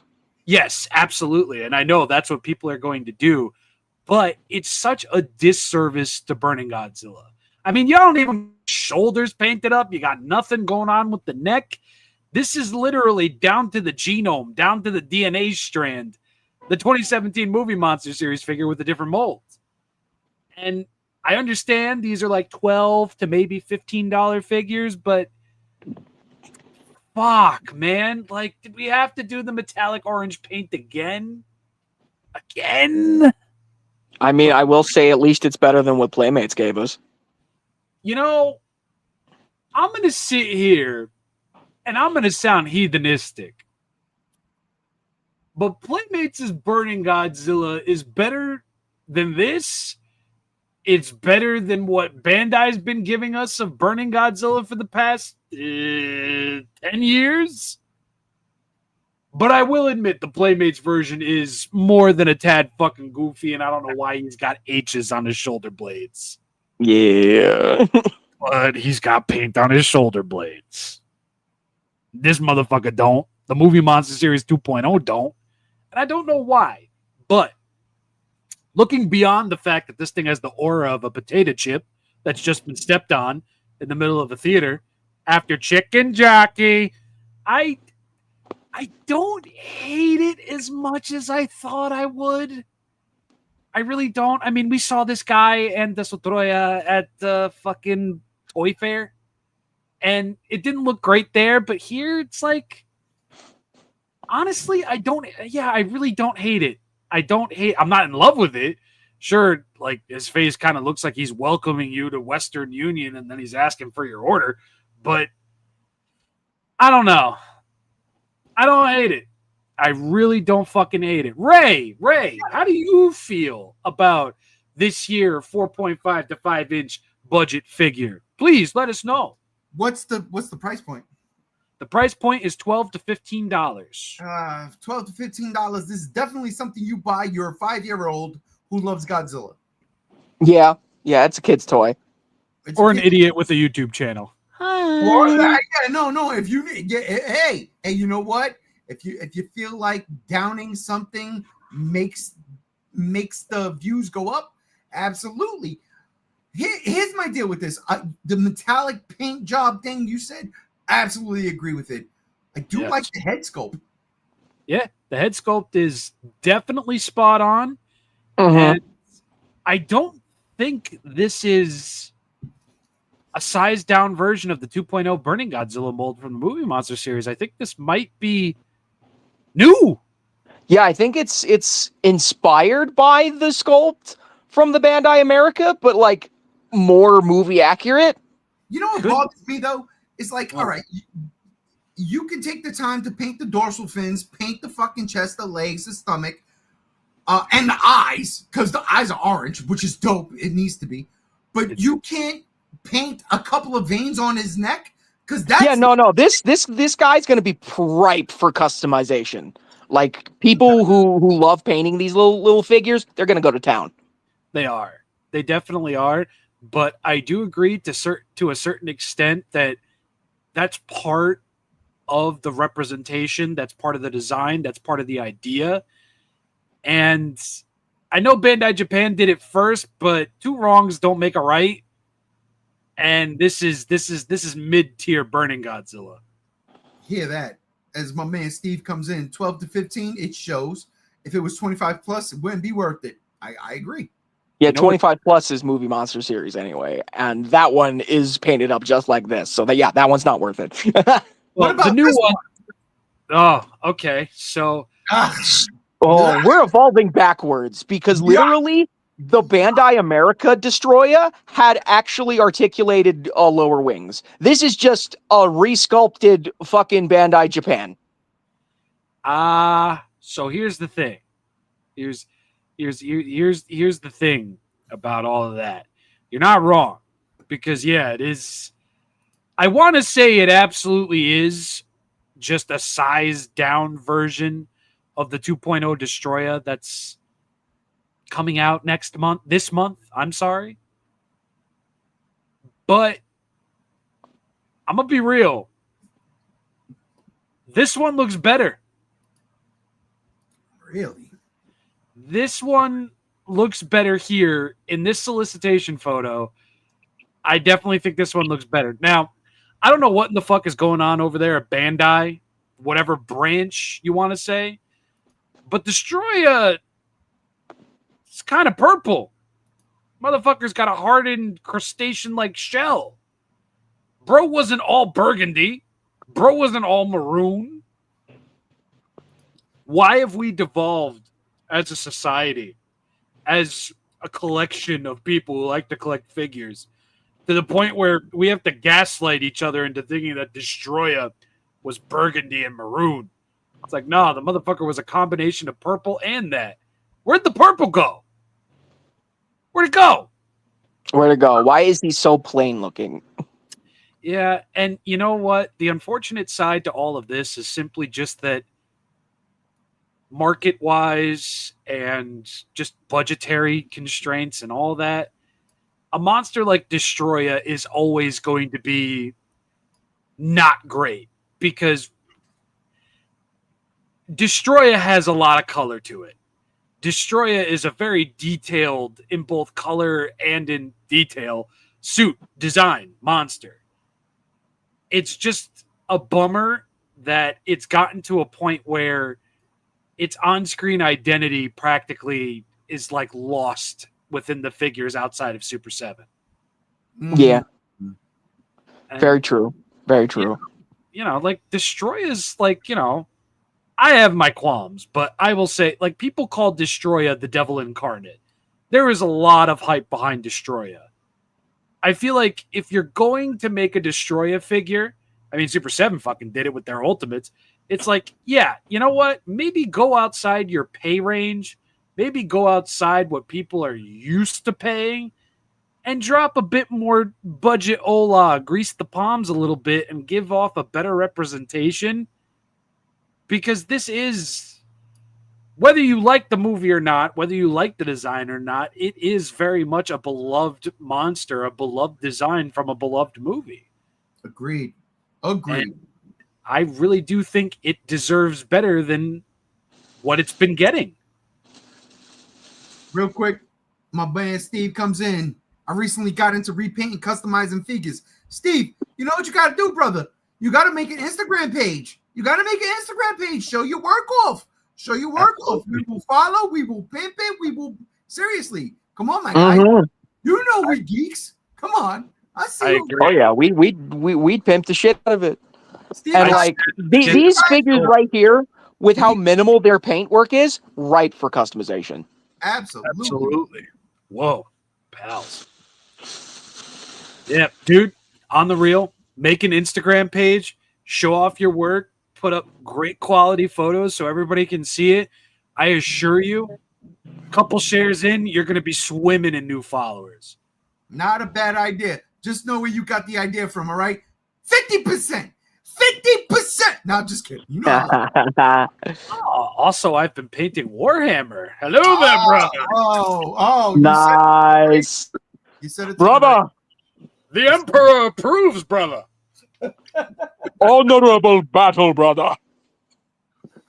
Oh my God, this is Warhammer. Oh, whoa, whoa! Wait a minute!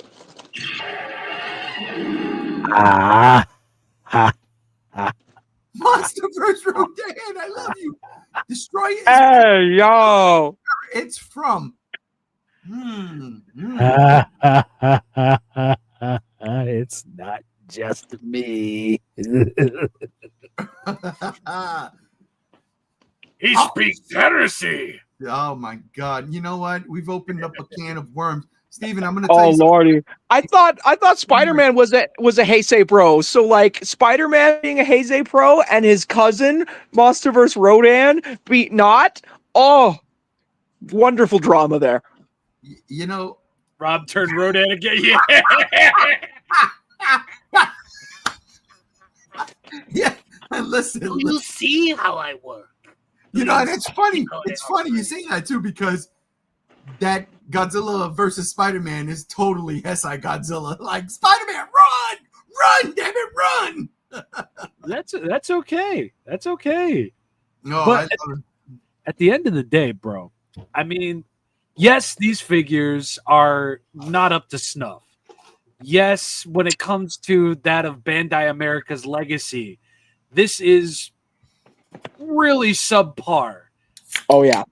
But the way I'm trying to look at this is we know what 10 years of nothing looks like. And while we still got some things merchandising wise, the fact that we can walk into a Walmart or a Target and pick up a vinyl Godzilla figure in an L box in this day and age, it's nice. It's nice. We haven't had that in a while. you know We what? haven't. My question, I guess, I mean, look, at the end of the day, I don't hate the sculpt of this thing. I hate the No. paint job. It's just like here's a little spray paint on the chest. I mean, the horn is nice, and the mandibles are cool, right? The claws and everything else that's decent, but it's fuck, it is plain. It really is plain. As Monster Hey, Ray, says. Yeah.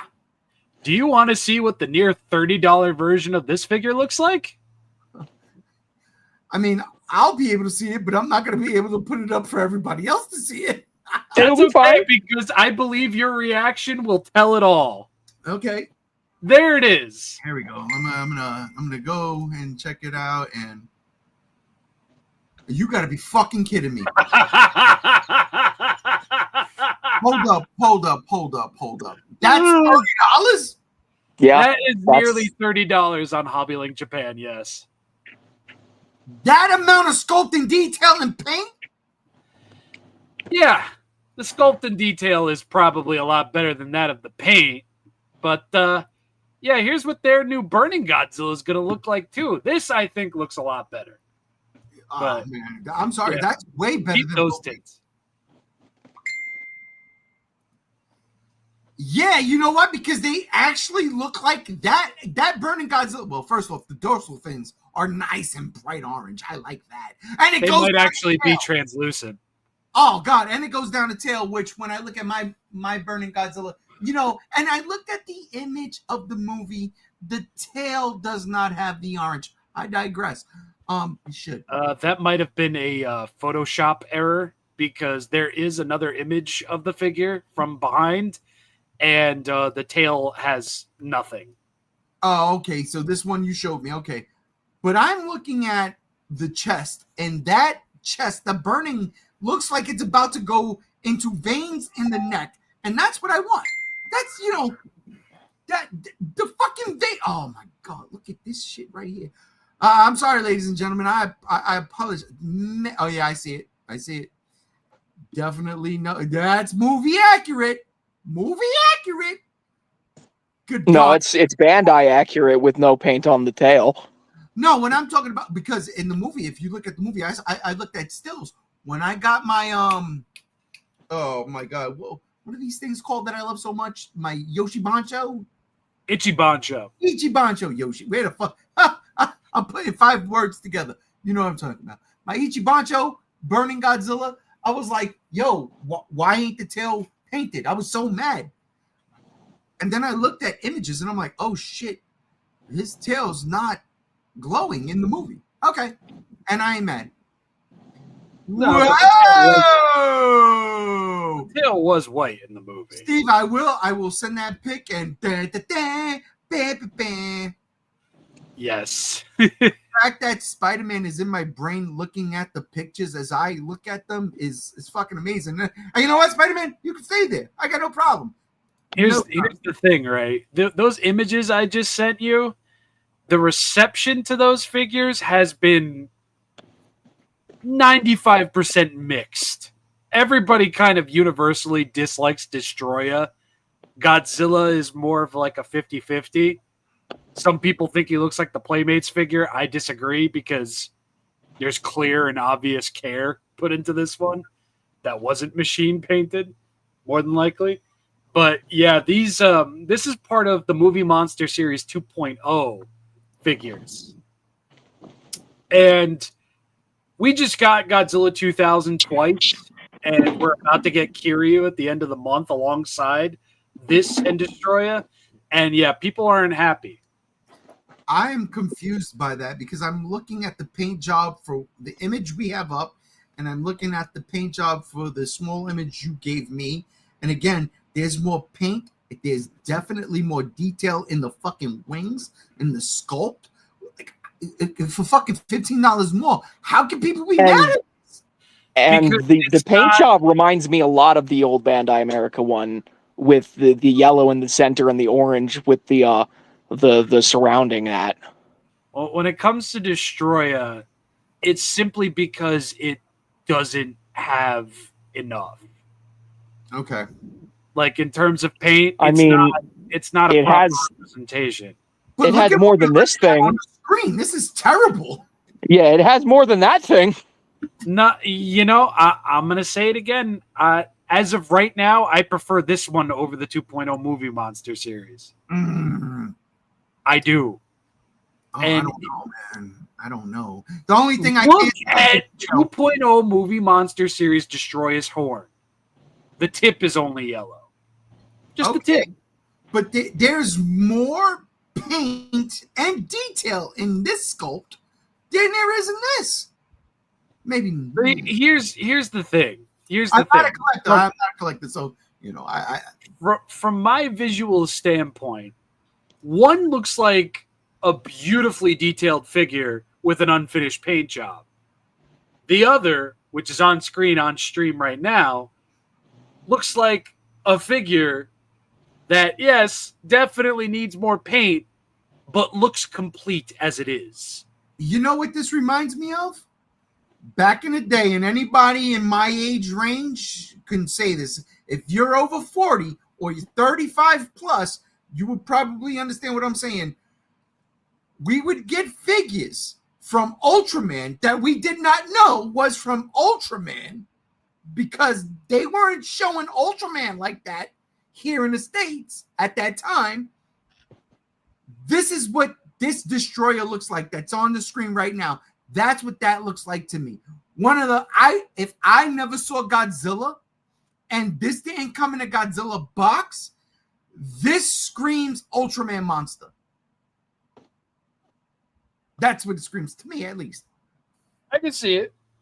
I can see it from that. Yeah, it's in a very similar scale to the that one Ultraman fucking series of vinyls. Yeah, and it's Yeah. so simple. You know what I mean? Like literally, what is it? The wings and the hip? You know? No, the hip is glue sealed. Oh, so you can't even do it. Fuck yeah, this is. Yeah, the wings and the legs. If even that, the legs.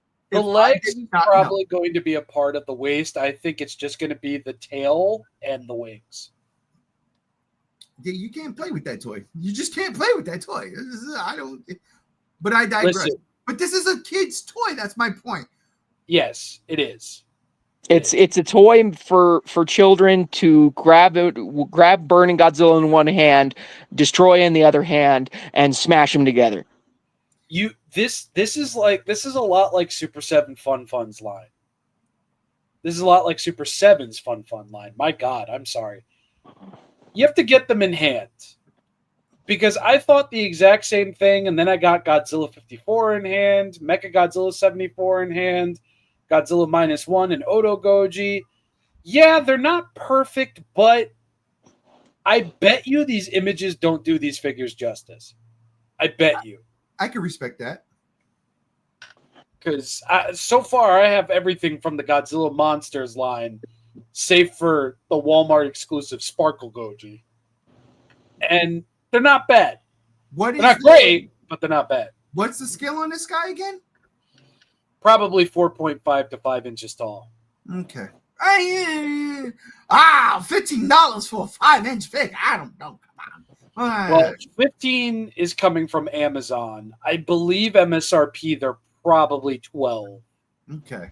And this one is definitely bigger, wide-wise than other Godzilla Monster Series figures because of the wings. Because of the wings. Yeah, and at the end of the day, I like this dude. I do. I like his face sculpt. I really do like that head sculpt. I think it's really well done. I like the eyes, but yeah, who knows? Maybe the other eye is so cockeyed. We don't know. This Destroyer, it's cool, but it's so Ultraman. Like automatically, everybody knows. Oh, that's Godzilla, right? Like even if you don't know who Godzilla is, that's Godzilla. But if you've seen this, you would not know. Like to me, total Ultraman. I ain't mad at it.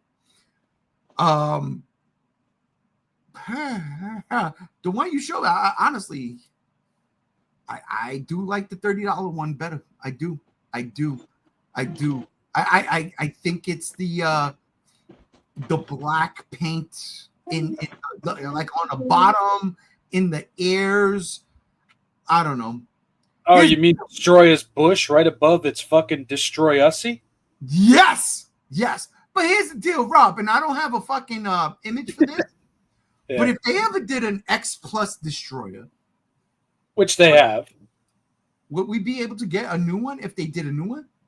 Ray, I'm going to stop you right there. Oh, God. Okay, here we go. It is Burning God. It's the Burning 30th. It is Godzilla versus Destroyer's 30th anniversary. Do you truly believe, come October, November, that they're not going to show off a new Destroyer and Godzilla, Burning Godzilla in the X Plus 25 to 30 centimeter line? Come on, man. Come on. Rob, but let me ask you a question, Rob. Sure. Let me ask you a question. Ask me a question. Is X Plus canceling USA things? In fact, they are. X Oh, Plus no. USA is currently canceling pre-orders for certain items on their store for pre-orders that have been placed within the last couple of months, immediately due to and exclusive to that of tariffs. Ugh. Yeah. The T word we regret. Happy Tariff Day, everybody, because it's happening all over. Xbox raised their prices. We're not really getting into that this week, but that happened. Spider-Man had an order canceled. Yo, what the fuck? Yo, Spider-Man, what you order? Why? They canceled my order to Spider-Man. I got a great. I'm going to talk about that in a minute too. What'd you order? I want to know. What did you cancel from X Plus USA, Spider-Man? What did they cancel on you? Mm-hmm. I want to know. Sorry, the bear's talking now. Absolutely. But this is so, Rob, like the tariffs are saying, all right, we're not going to do this. When it comes to the specifics, I can't really speak one-to-one fact here, but it sounds like it's almost too expensive for them to just stock and send. Because when you pre-order from X Plus USA, it's an immediate charge unless you use your credit card, I think, or maybe it's PayPal. Other way around, who knows? It's an unfortunate state where it's like we have this product that we're willing and able to send and solicit out into the U.S., but now due to tariffs, we're possibly not going to make enough money off of that bag. You know, you take a look at somebody like Titanic Creations, you know, indie figure developer. Rose said that with their new Gorgo figure, they would lose about $5,000 if they were to sell all of them. Fuck. Yeah.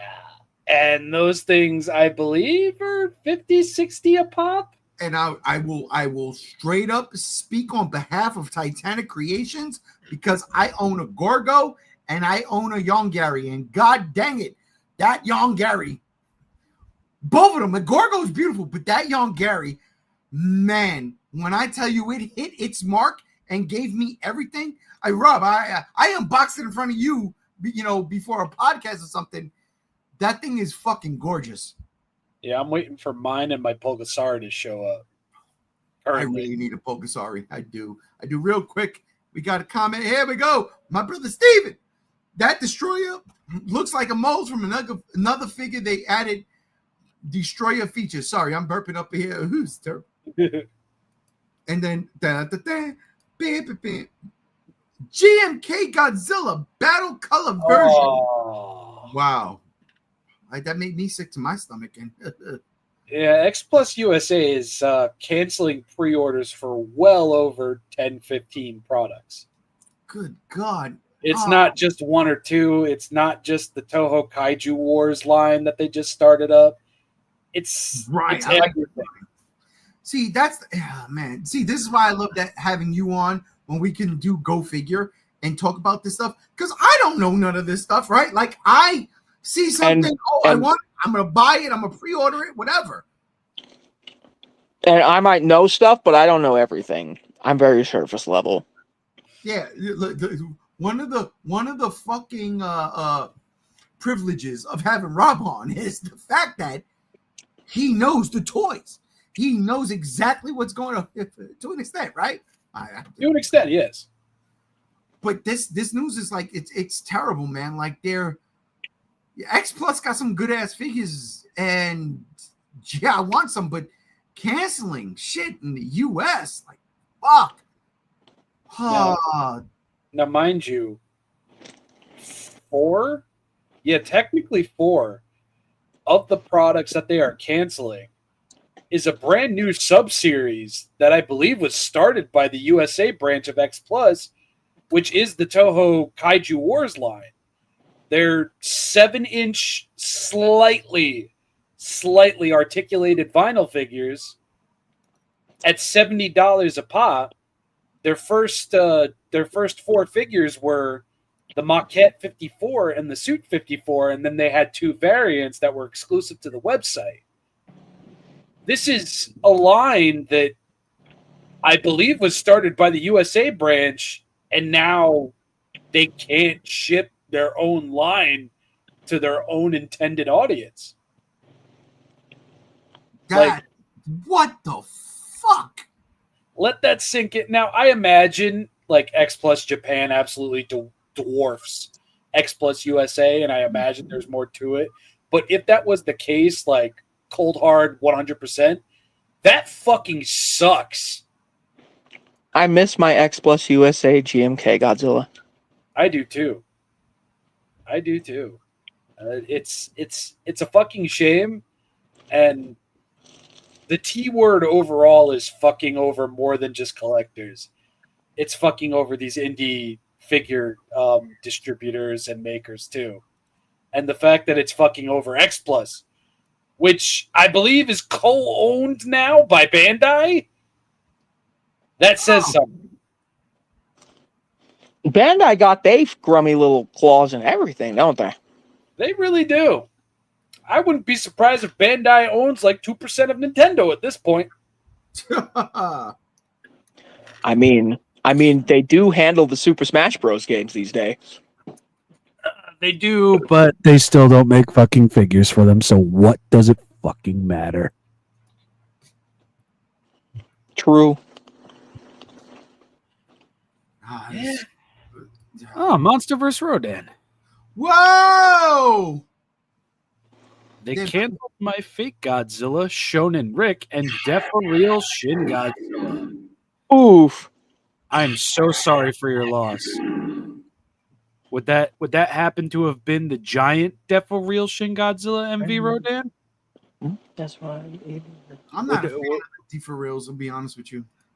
Honestly, I completely understand why, but for a brokey like me, yeah, they're the most affordable like line out of X Pluses that you can get these days. save for the Toho Kaiju Wars line, because that's getting there.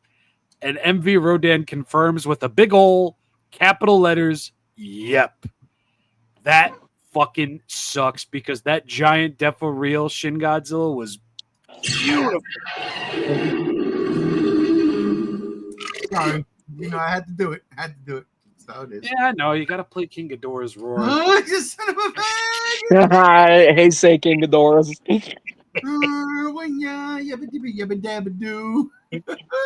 Listen, Yabba Dabba Doo, I love you. Take a bite of yours. We take the rest of mine. I mean,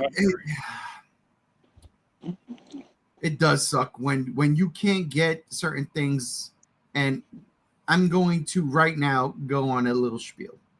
Please do. A little spiel as I get here we go. I'm gonna open it up right now. Because here's the deal.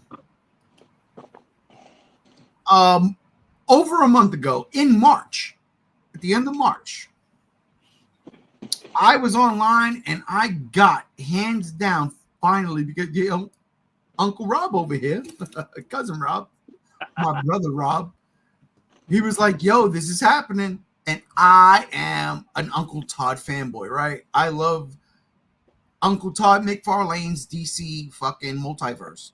I do. So when they said that Batman the Killing Joke was coming up there, hey, what's up, Pop? Come in here. We can't stay long. What's going down? Oh, shit. Listen, ladies and gentlemen. My motherfucking father's up in here. Hey, what's going on? Hey! You. Hey, don't say that. That's weird, bro. What? I like you. Oh, get her out of here. Goodbye. I gotta love go. you. Get out. Go. Bye. Get out. Look, you know what you want to do? What? Just, they have a pay-per-view boxing match on now. You know where they're boxing? Where they boxing? Right where you used to work in Times Square, right in the middle of the street.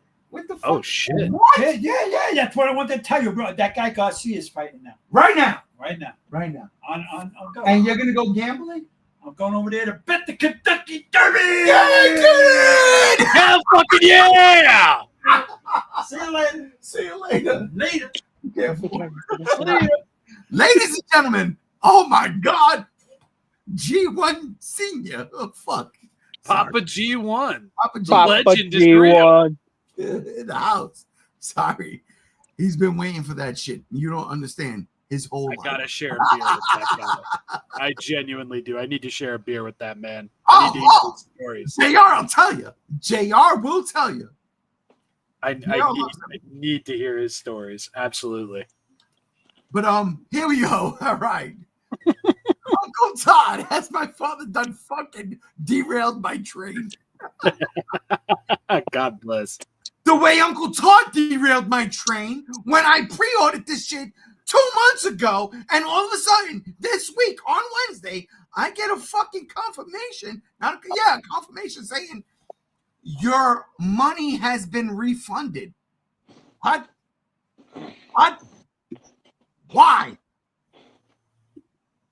I don't know what's going on here. And one would want to point to the Supergirl trailer getting stolen. I don't think that's the case. That happened before I pre-ordered this. What are they getting wrong?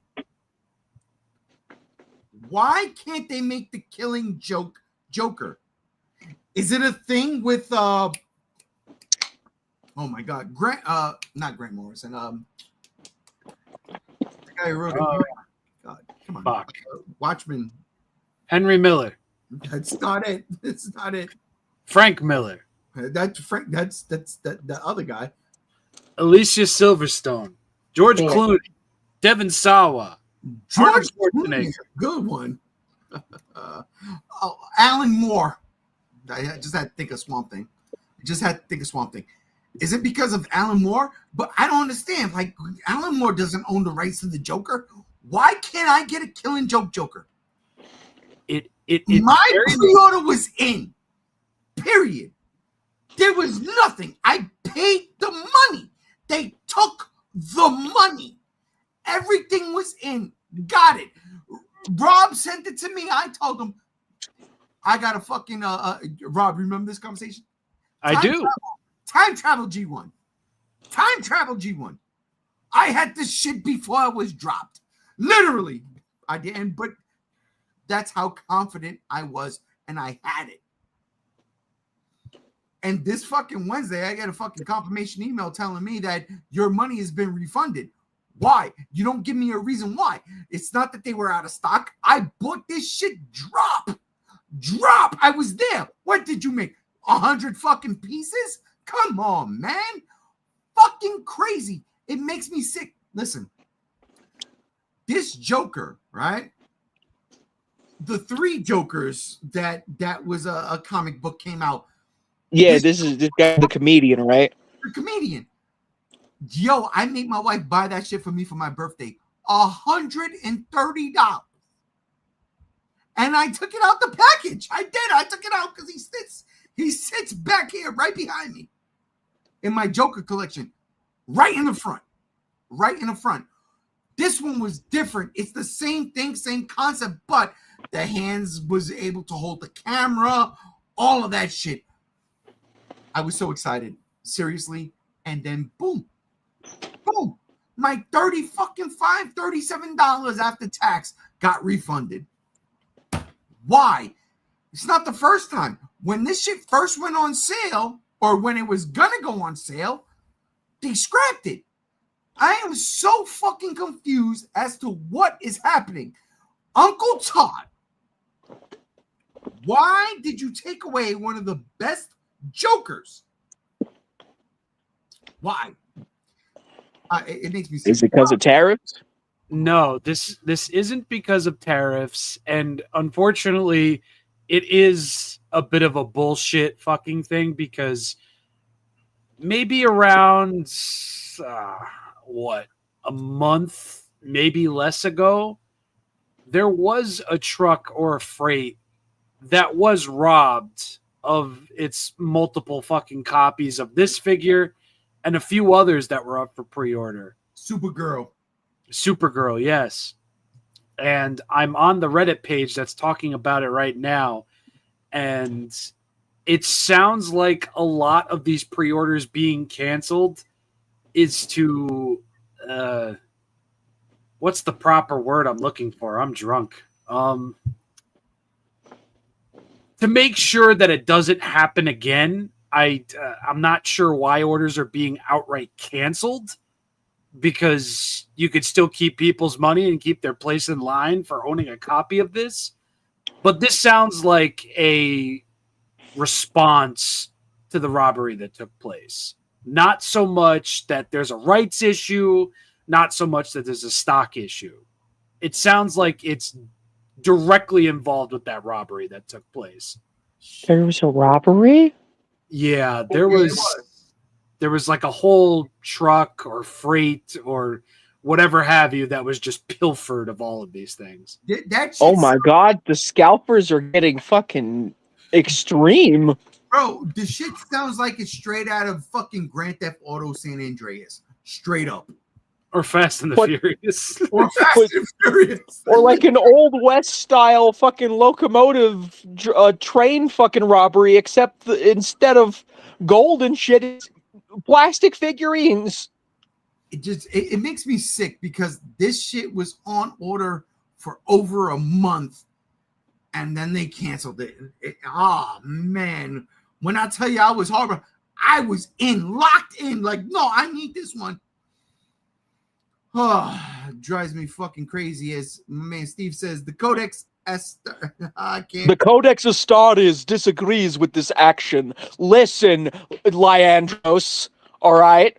We don't need your fucking Codex Astartes actually bullshit here, nerd. As my man Alex, aka Dorky Films, comes in, how about another joke, Murray? Murray? That's $225. I'm not willing to spend that yet. But yeah, not yet. That might be a Christmas gift. And then Dorky comes back. Trains! When is Rob going to talk about trains on his channel?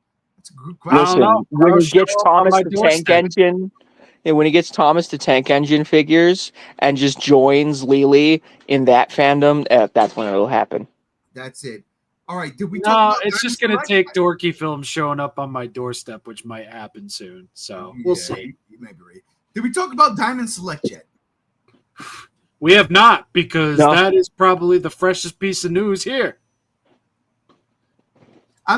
Listen, I'm saving the fucking Doofosaurus Rex for last. I really am. So let's get into it. Yes, let's get into it. Diamond Select. They applied for bankruptcy earlier this year. They just got bought out. As of yesterday, NECA'S parent company is taking over that of Diamond Select entirely. So, Rob, what does that mean? Well, I don't know per official. But what I do know is that Diamond Select is not going to die. They are going to hopefully retain some of their IPs. But this delves a little bit deeper other than Diamond Select still being a company. As it sounds like the people who originally purchased Diamond Select thought that they had immediate access to multiple IPs. And upon purchasing Diamond Select, turns out they don't. And it didn't work the exact way that they did. And it sounds like that original company pulled out. And so NECA is stepping in, or their parent company is stepping in. Now, I don't know what this means for the future. I don't know what this means for a particular company that a lot of people love. I am not going to distribute certain information because I don't know how legitimate or allowed I am to share. But I don't think it's going to affect much on Diamond's part. It sounds like NECA's parent company is stepping in and it's just like, no. You're not going anywhere. We're going to help you out. as far as distribution goes, because Diamond does distribute other companies' things and everything, I don't know how that's going to affect it. I don't know if there's going to be a major like controversy involved with this, other than NECA's parent company is taking over Diamond Select. This is very much a wait and see type thing. Okay, hold up, time out. Yeah. Diamond distributes other companies. You didn't want to elaborate. I need you to elaborate what other companies that may or may not be in direct conflict with NECA. I genuinely don't know if I can say it or not. Competition, I should say. Competition. Yeah, I really don't know if I'm allowed to say it or not. I can tell you guys afterwards, but Okay. But this is more than just Diamond. It's your favorite rapper's favorite rapper. Yeah, let's leave it at that. Diamond, they're more than just their statues. They're more than just their out of date articulated figures and such. There's more to them than that. And this is both, I guess we could say, scary news, but also exciting news, because Lord knows what would happen in this day and age, like what the world would do without Diamond Select and their vinyl banks and their minimally articulated figures and their dioramas that connect together. That would have been... And their pizza cutters and their beer bottle openers. Yeah, that too. God forbid we don't have a world without Godzilla beer bottle openers. I have one of those. I have one of those, and I have a Predator one of those. Thank you, Mrs. G1. I love you. I got one of those. So yeah, this is the freshest bit of news for Go Figure as of right now. So, Game, yeah. How you feeling? Well, I mean, on one hand, it's cool that NECA's stepping in to keep Diamond Select afloat. On the other hand, could this mean that through association and shared family, branch company, toy licensees, etc., does through some backdoor method NECA have rights to Godzilla again? I don't know. No.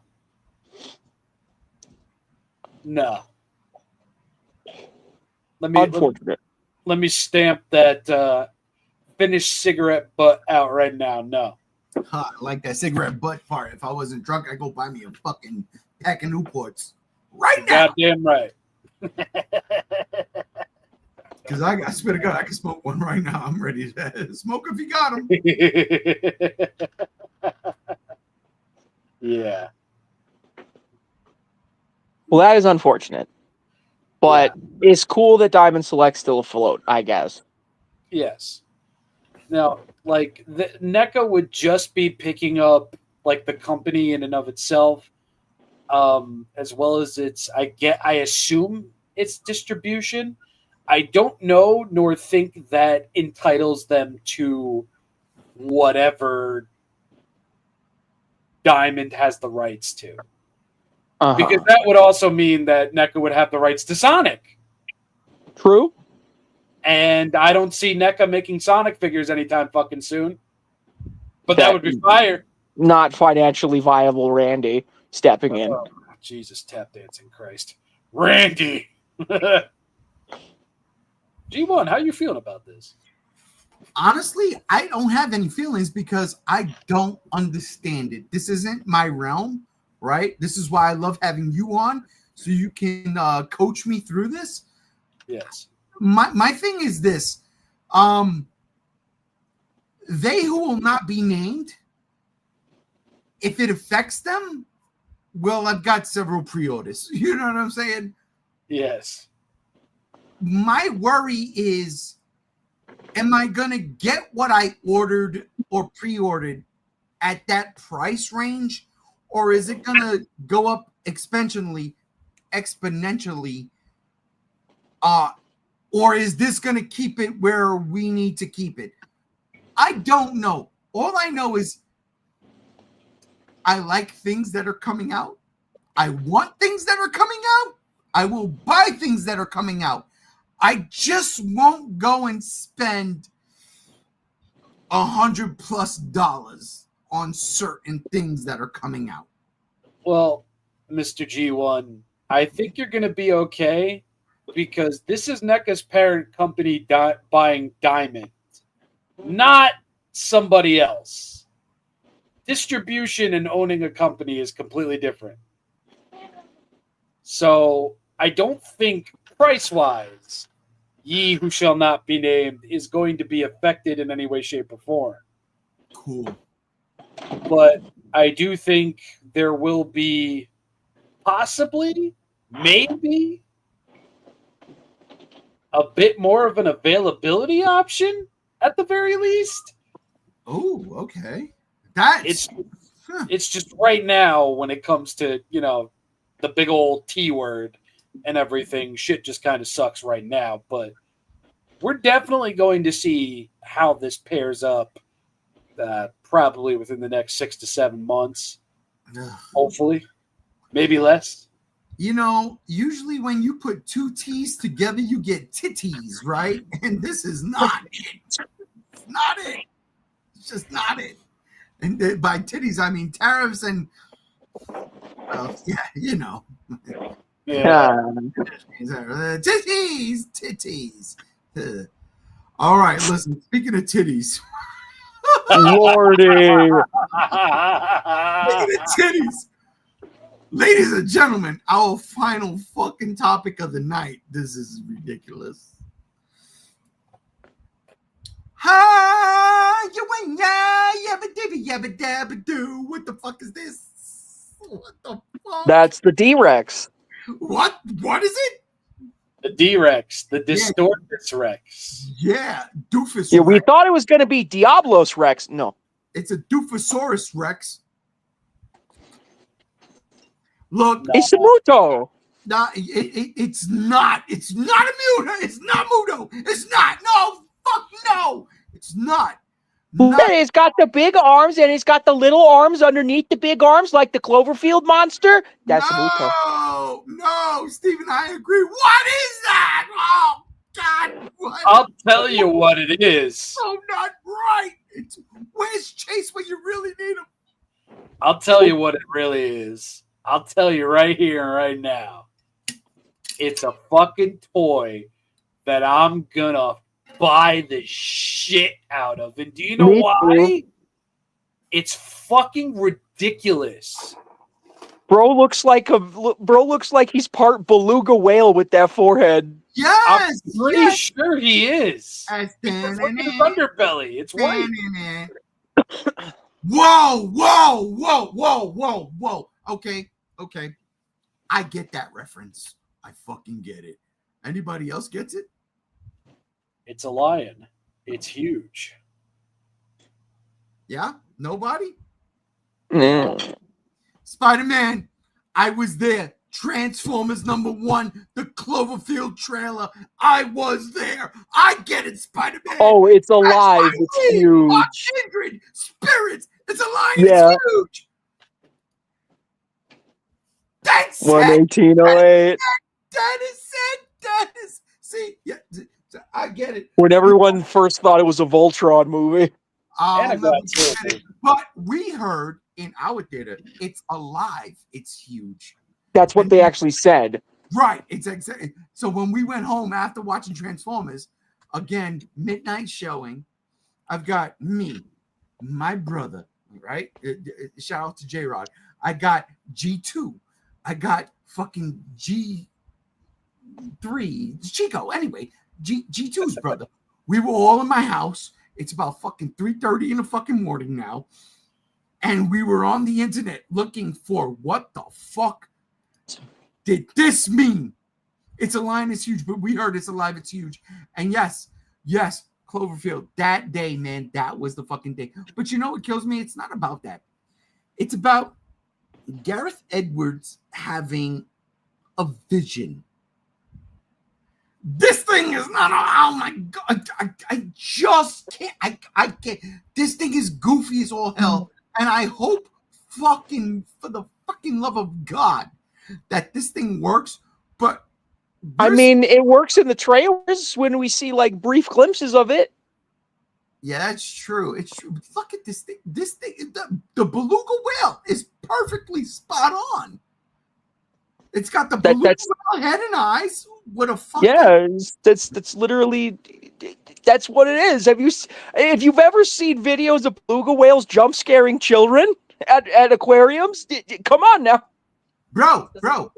I was born and raised in Brooklyn, New York. We used to go to the fucking aquarium in Coney Island all the time. The beluga whales were the attractions. That's exactly it, except with the sharp teeth. You know, in the mandible arms and the other arms, and then good God Almighty, this thing is scary. What the fuck am I looking at, Rob? Why did you send this to me? Because it's toy news. Its listing on a particular website got nuked quicker than fucking pizza rolls after smoking a bunch of weed. And to be completely honest, I mean, the reaction to this was just as mixed as I stated prior with other IPs. But I look at this and I see a fun toy. I look at this and I see, something critically fucking ridiculous, but I like it. I mean, it doesn't take much to sell me on a toy. And I look at this, I'm like, you know what? If I'm in Walmart, if I'm in Target, and I see this thing in its box, I'm picking it up. And I get that it's not your forte. You're William Forte, great actor, great comedian. Watch him. But something about this just screams goofy fucking toy, but scary motherfucker in the movie. Yeah, absolutely. Lord knows we've seen it before. Like, this thing is far more of a mutant abomination than the Indominus Rex ever was. Yeah, as that new T-Rex is gonna unceremoniously kill this creature in a cliche fight, even as it spits fire. Honestly, bro, if this thing spits fire. I love it, Muscleverse. They know apparently that T-Rex, the new T-Rex, spits fire. I don't think this one does. No, I'm pretty sure that they were implying that this thing is the thing that spits fire. Well, no, there's a T-Rex toy that literally spits fire. Yeah, it's a T-Rex toy. Yeah, Chase put it up in our fucking in the group chat. Yeah, the red. Oh shit!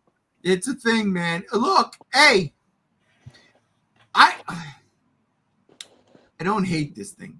It's such a weird, kooky concept. And this movie's gonna be weird. It's gonna be weird. Like you, Rob.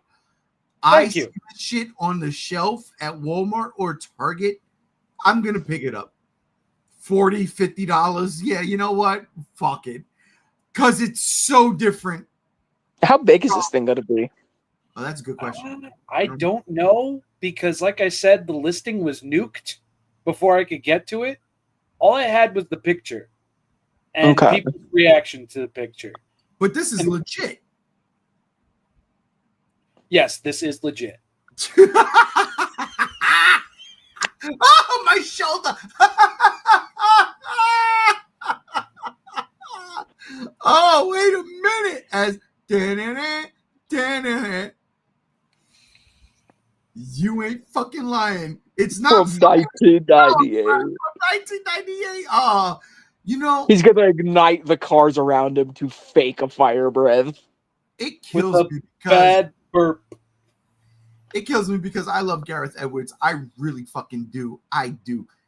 This thing looks more like a Star Wars monster than it does a Jurassic Park world, whatever, a dinosaur, right? And I get that they're experimenting, but look at this toy. And if you take away the Jurassic World IP, you look at this toy, and I'm going to say automatically, given my old age, Star Wars. This thing looks Star Wars. It looks like a dewback. It's got a fucking do-back kind of body, the fucking head sculpt, the tail, the back legs, but then you give it these other fucking things. Yeah, no, this is Star Wars. This is a fucking planet in the Outer Rim, and that's what's there. No, this is on an island here in the fucking, you know, On Earth. on Earth, in wherever the fuck they were making the fucking dinosaurs. I forget where now. He's with something or other. Yeah, it drives me Eastla crazy. shoehorn. Yeah, as Monsterverse Rodan comes in and says, Rancor Xeno? Absolutely, that's what it feels like. And again, Xenots? Purge the heretics. Purge the heretics. I'm not mad at it. I'm not. It's goofy as fuck. It'll probably play better in the movie. I do trust Gareth Edwards. I do. Yes. But good God Almighty, this is dumb as fuck. I'm sorry. This is dumb. This don't belong in Jurassic. This is not a dinosaur. Listen, Not a listen, dinosaur. listen to me, man. Where are we? We're on an island of misfit fucking dinosaurs. Yeah. Dinosaurs that didn't make the cut. Dinosaurs that were deemed not good enough for the main attraction. Us running into a freak of fucking nature with a fucking forehead that looks like it's going to jiggle like Nicki Minaj's ass, that's to be expected. My question is this supposed to be the Jurassic Park rejects or the Jurassic World rejects? We don't know. I'm going That's to my point. assume both. I can't see Hammond making this thing and not putting it in Jurassic Park. Oh, Are you kidding me? Hammond? The motherfucker that was like, let's make dinosaurs. Right. That's Yeah, my no, he would have been like, no, put this thing down. No, but you need to understand the business aspect of all of this. But What no, if the but that's man my had a own point. backup plan? What But if that's he's my like, own okay, point. what happens when people have seen dinosaurs and we need to do something else? Boom, here we go. Mutant, hybrid. But that's my point with the Hammond version of Jurassic Park, and then what's this guy's version of Jurassic World, right? I don't think Hammond would make this thing. I'm sorry, he crossed frog DNA with fucking dinosaurs thinking that they wouldn't be able to become asexual and reproduce asexually. The man was not smart. So Dr. Wu, what's his name? Dr. Wu, yeah, you were right. So Ooh, Dr. Wu was like, okay, we'll kill it. And then he goes, don't kill it. Yeah. I'll buy that. I'll buy if it's explained in the movie. And again, Yeah. I trust Gareth Edwards. I just don't see. Hammond was trying to create dinosaurs, not hybrids. The other guy, the Arabic dude, Masrani was trying to create hybrids. He created the Indominus Rex. That's what I see here. Like, but oh my God, I can't wait for July. Oh my God, ladies and gentlemen, July's gonna be fucking retarded. Listen, man, desperation makes the smartest people into the dumbest idiots. That is true. You never know. Is the deal with what's his name again? Maserati? That's a car. Masrani. What he had that Hammond didn't was an actual park that opened. True. So he didn't need to do the hybrid route. He just needed to do what Hammond did with the dinosaurs. He did need to do what's going on here because they say in Jurassic World that attendance is down, and clearly they People were don't care about dinosaurs anymore. Okay, yeah, all right. It's been a minute since I So watched that this movie. could very well be a Jurassic World reject tossed in with a mixture of Jurassic Park rejects as well. They're in the same canon somehow. Yeah. Show. It's all one continuous story from the first Jurassic Park to fucking Dominion. Nah, I get that. And again, I'm just saying my opinion here. When we see the movie and I'm proven wrong, I will absolutely eat the hat. I just can't see Hammond saying, yeah, this is the thing. You know what I mean? Like, because This ain't a thing. But I'm again, the back of a boss. Many crazy things does happen. fire-breathing dinosaur too. So yeah, if it ain't Godzilla, it ain't it. I'm just saying. I am just saying. As last but not least, my man, Monster vs. Rodan comes in. I agree. That's why this guy's getting put down in the movie. He totally is. He totally is. Oh yeah. More I than I can see a T-Rex taking him out or some shit.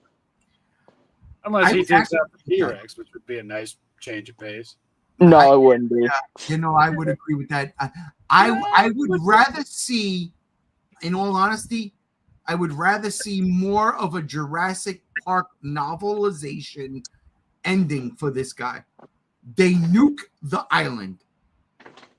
I don't want to see another dinosaur trying to take it down. I got that already in Jurassic World 1 with the Indominus Rex getting put down by the T-Rex and the Mosasaurus and the Raptors. You know, that's cool. This thing, unless the fire-breathing fucking T-Rex don't kill it, I can't believe that's a fucking thing. Gareth Edwards, what are we doing? Get it together.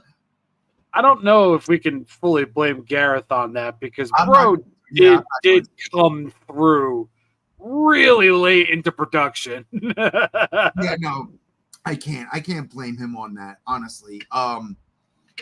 Gareth Edwards has given me 2 solid movies. I didn't like Monsters at first. I saw it a second time. I totally got it. I loved it. Great. When I found out he was doing Godzilla, okay, trepidations, absolutely. But then when he said he wanted to do a Spielbergian type of movie, is that a word? Spielberg type of movie with Yeah. Jaws, it made sense. And then when we saw 2014, when I saw it at least, I was like, oh my God, yes, this works. This is my Godzilla. From Godzilla, he did Star Wars, for the love of God. And yes, I know there's a lot of controversy. Did he make the final product? Whatever the case may be, Rogue One, his name is on it. His name is on it. Yeah, and it's probably one of the best Disney era movies out there. Absolutely. Loved it. So now he's doing a Jurassic World movie, Jurassic Park, Jurassic franchise. And we get this. And this does scream Gareth Edwards. It screams it. He does these things. From monsters to Godzilla with the Mutos, it screams different. I just hope that it screams different than what I'm looking at right here. But that's my last final take. I digress. Ladies and gentlemen, that'll do it for this episode. I want to thank my cohorts who have joined me on this random Comics Cons X Go Figure podcast. Gams, thank you. Of course, glad to do a do-over. You know, be a little more into it. You know, like back when we was doing the Comics Cons on Tuesday, I completely forgot like half of the plot of the second issue of DCX Sonic, and I kind of fumbled through that. So I think I stuck the landing far more this time. So nice to do a redo on this. Totally stuck the landing. Absolutely. Rob, thank you for joining us once again. Thank you for having me. Every night, nearly every night for almost a year. I think I missed one night. It's always a joy talking comics, talking toys. It's the fucking antithesis of my fucking existence. Always, always. And last but not least, let me thank everybody out there. Starting with Spider-Man, love you all. Like always, Spider-Man, love you too. If only you were here when we were talking about you, though. Yeah. Real. Love you, though. We did start early, because if we would have started at normal time, this shit would have been, 2 more hours in. Yeah. Last but not least, Steven, Courage and Honor Brothers. Absolutely. Courage and Honor Brothers. Brother. Brother, what do you see down there? Brother. ladies and gentlemen, that'll do it for this episode, this edition of the fucking podcast. On behalf of everybody here and everybody who's joined us, I am G1, and until next week, we will see you. I am out of here. A peace. Very big piece.